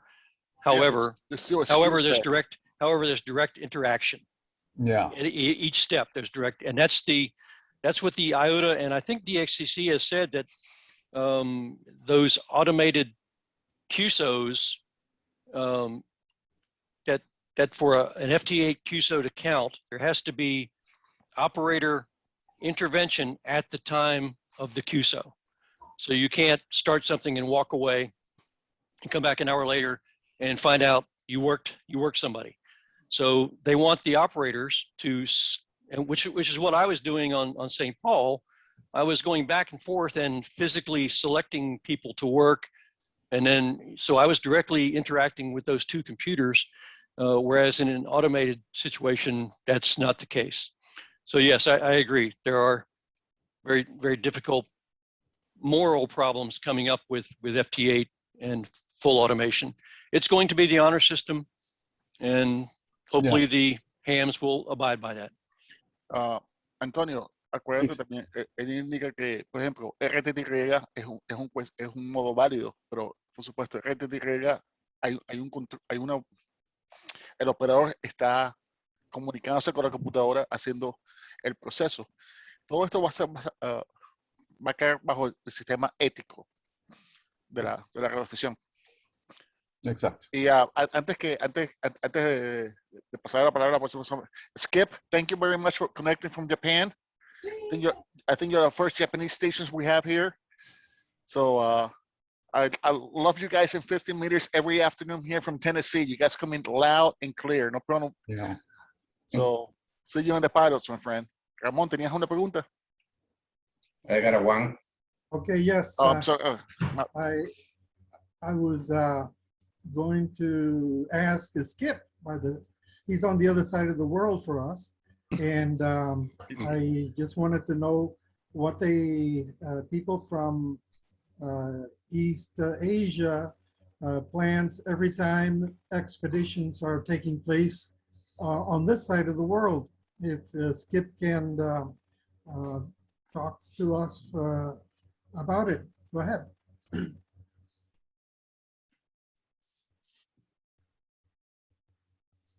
Well, no, he was saying goodbye to us. I don't know. Hopefully he's still there. Oh, maybe he doesn't have a microphone. He'll answer on FT8. Okay. You can use your CW key. Mauro, go ahead. Okay. I'm gonna try it on Spanish first. Good morning to everyone. Mi exposición está basada en que se han vivido épocas de AM, luego single sideband, la AM murió, muy poco se utiliza. El RTTY es uno de los sistemas que tú lo puedes automatizar, y el FT8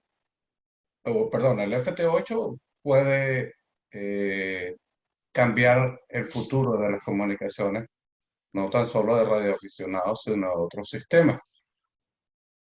Lo que hay que tener cuidado con la UIT o las regulaciones de frecuencia es que nos pueden quitar ancho de banda o ancho de espectro, y solamente nos limite a unos cuantos kilociclos, que es lo que usa FT8. Indudablemente que la tecnología avance y no la podemos detener. That's all.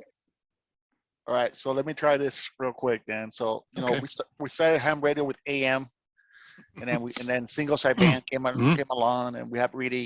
Of course, Reedy's still here. Yeah. And the FDA is definitely changing the way ham radio is today, right? The biggest concern he points out is how the international agencies like the ITU, FCC / whatever regulators get together and realize, well, these guys are using, with these new modes, they're using less bandwidth. Mm-hmm. Let's take away, and you know how it is here in the States, where bands equals $signs, right? Yeah. As far as spectrum. So that's what could be the one of the dark side situations of FT8 is pushing governmental agencies to say, hey, we're gonna realign your band privileges and just give you this much little, because now you can only use 3 kilohertz. I don't know that that's an issue. Yes, in the past, I remember that danger coming up, and the ARRL had to always fight that fight. They had to go to the FCC and fight to protect the band edges.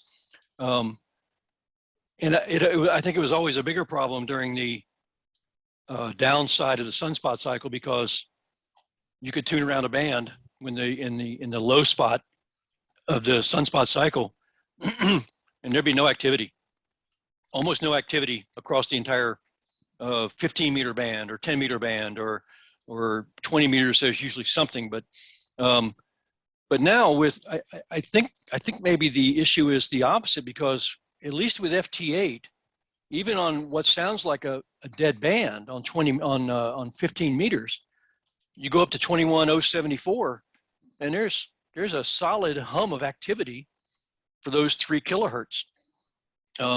Whereas in the past, a casual tuner would hear nothing on 15 meters. So suddenly you've got some activity. Now, is it enough to make the case that to the FCC or whomever, no, don't take any part of the 450 kilohertz because we're using this 3. So that's a good point. I got into FT8 a little bit because it was just something to do. The bands were dead for the most part. It was something new, something kind of technically exciting about it. To me, what it did, my son lives across about 15 miles from here, and he lives in a restricted neighborhood. He could put up just wire antennas outside, and he has a single transceiver. He could almost never get through and work any DX on phone, never. With FT8, he's at least able to make some contacts. So for him, it's a good thing. It's not exciting because you're reading something off a screen. It's not like you're working somebody on CW or sideband, but it's something, and it's been very helpful to people in restricted neighborhoods. Other than that, there's not terribly exciting stuff. There's a little bit of skill on occasion that I've figured out, but not much else. So it's and sadly, it started out as a low power mode, and now there are guys on there running kilowatts. I know they've got they're clean, thankfully, so they're not a lot of spurs, but the only people that run low power are people that don't have high power. So anyway, yeah, that's a good point. With the sunspots coming up, I go ahead. I just hope we have more people shifting back to CW or sideband or RIDI. Leave them alone because the bands are so quiet. I'm working some great DX right now because I don't have to put the filters on. Well, déjame traducir todo esto rapidito. Me da la palabra y un comentario. Mauro, realmente no sé si sería un problema o no, ya que la RR ha peleado este problema ya, ¿no? Acuérdate que durante la bajada del ciclo solar ya había 0 actividad en las bandas, ¿no?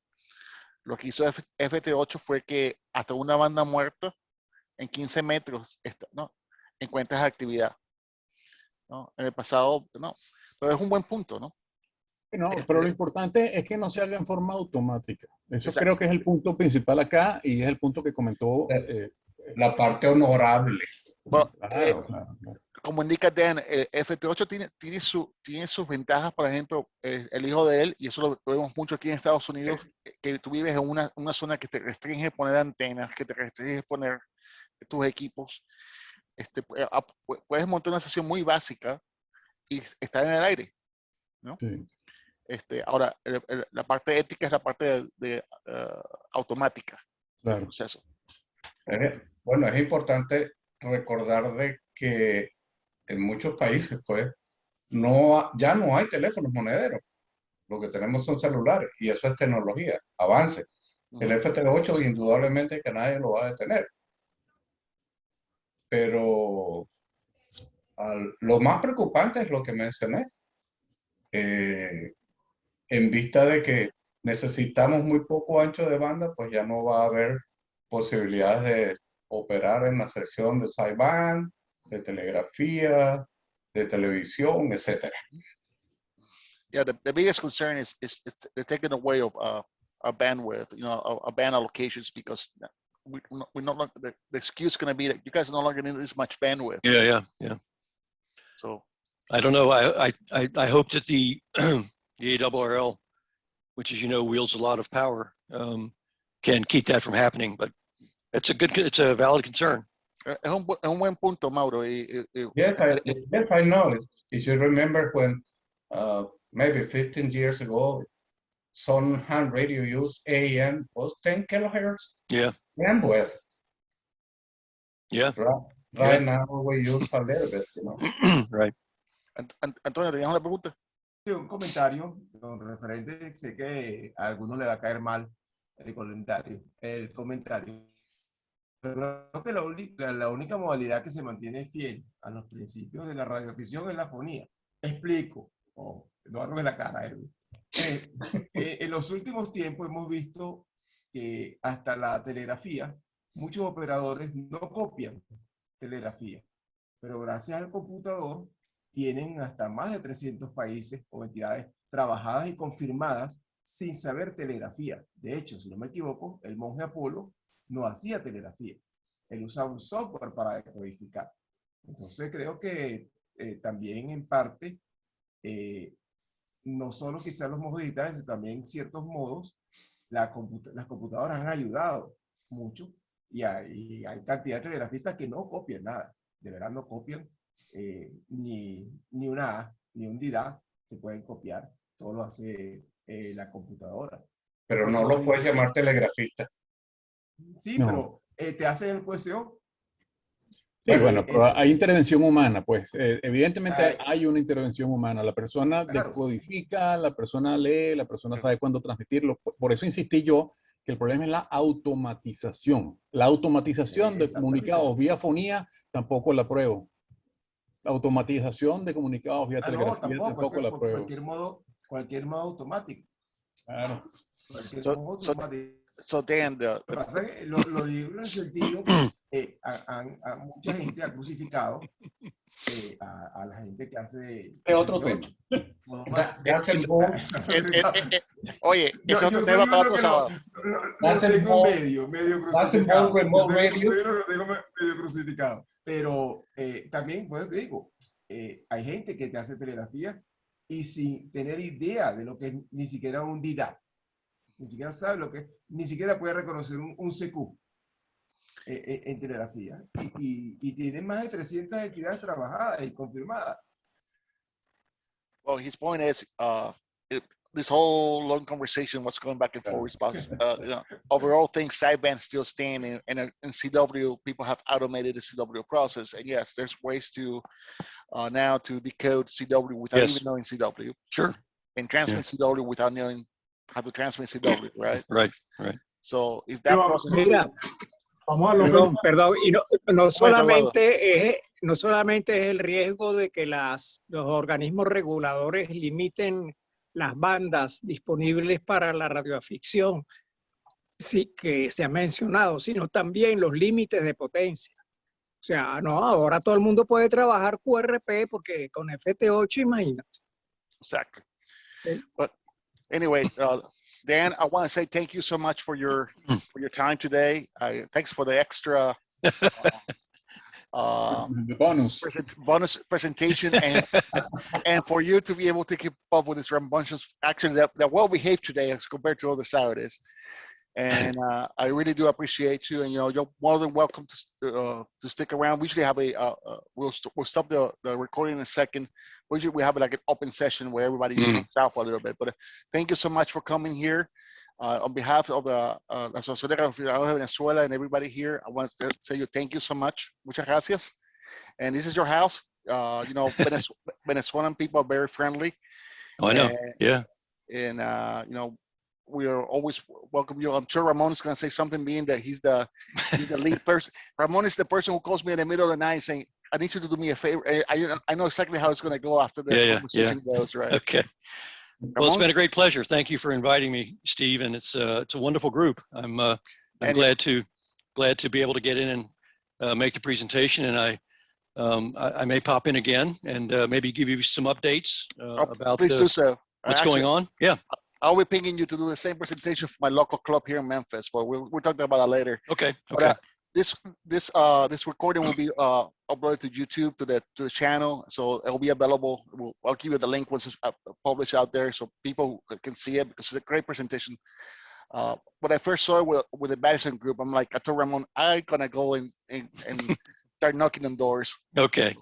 Well, you're very welcome. Thank you for inviting me, and best of luck to the entire group. Good health above all, And I hope to put you all in the log on CW sideband, RTTY, 6 meters, 2 meters from Charlie Yankee Zero Charlie. Thanks a lot. And FTA too. And FT8, of course. FT4. Yeah. Oye, all right, thank you all very much. Ramón, Oye, Esteban, esperamos que después de la expedición tenerlo otra vez acá, pero contándonos lo que pasó en la expedición. Antonio's saying that please, once you're after the operation, successful expedition, we want you to come back and give us the whole presentation all over again of this operation. So I'll be happy to. I'll be pleased. Yeah. And I'll let Ramon speak for us here. Okay. Okay, thank you, Dan. It's been a great pleasure having the opportunity to have you here today, and we wish you the best of the luck. I know you have an excellent group of operators, and that's the key of success. Best wishes, and hope to hear from you soon. Thank you, Ramon. I appreciate the kind words. We'll be in touch. Oh yeah, we'll be talking about those IOTA islands situation that we have in Venezuela. Another can of worms, as we say. Okay. Thank you all. Thank you. You take care. Bye-bye. You too. Bye-bye. Bueno, muchachos, con esta despedimos el programa de hoy. Vamos a cerrar la grabación. Acuérdense que siempre estamos activos en todas las redes sociales y este video lo vamos a subir aquí a YouTube. Y gracias por participar hoy. Tuvimos bastante gente internacionalmente y tenemos varios otros temas que vienen que son muy buenos, así que estén pendientes. Estaremos ahí abiertos todos los sábados, así que se me cuidan y hablamos ahora.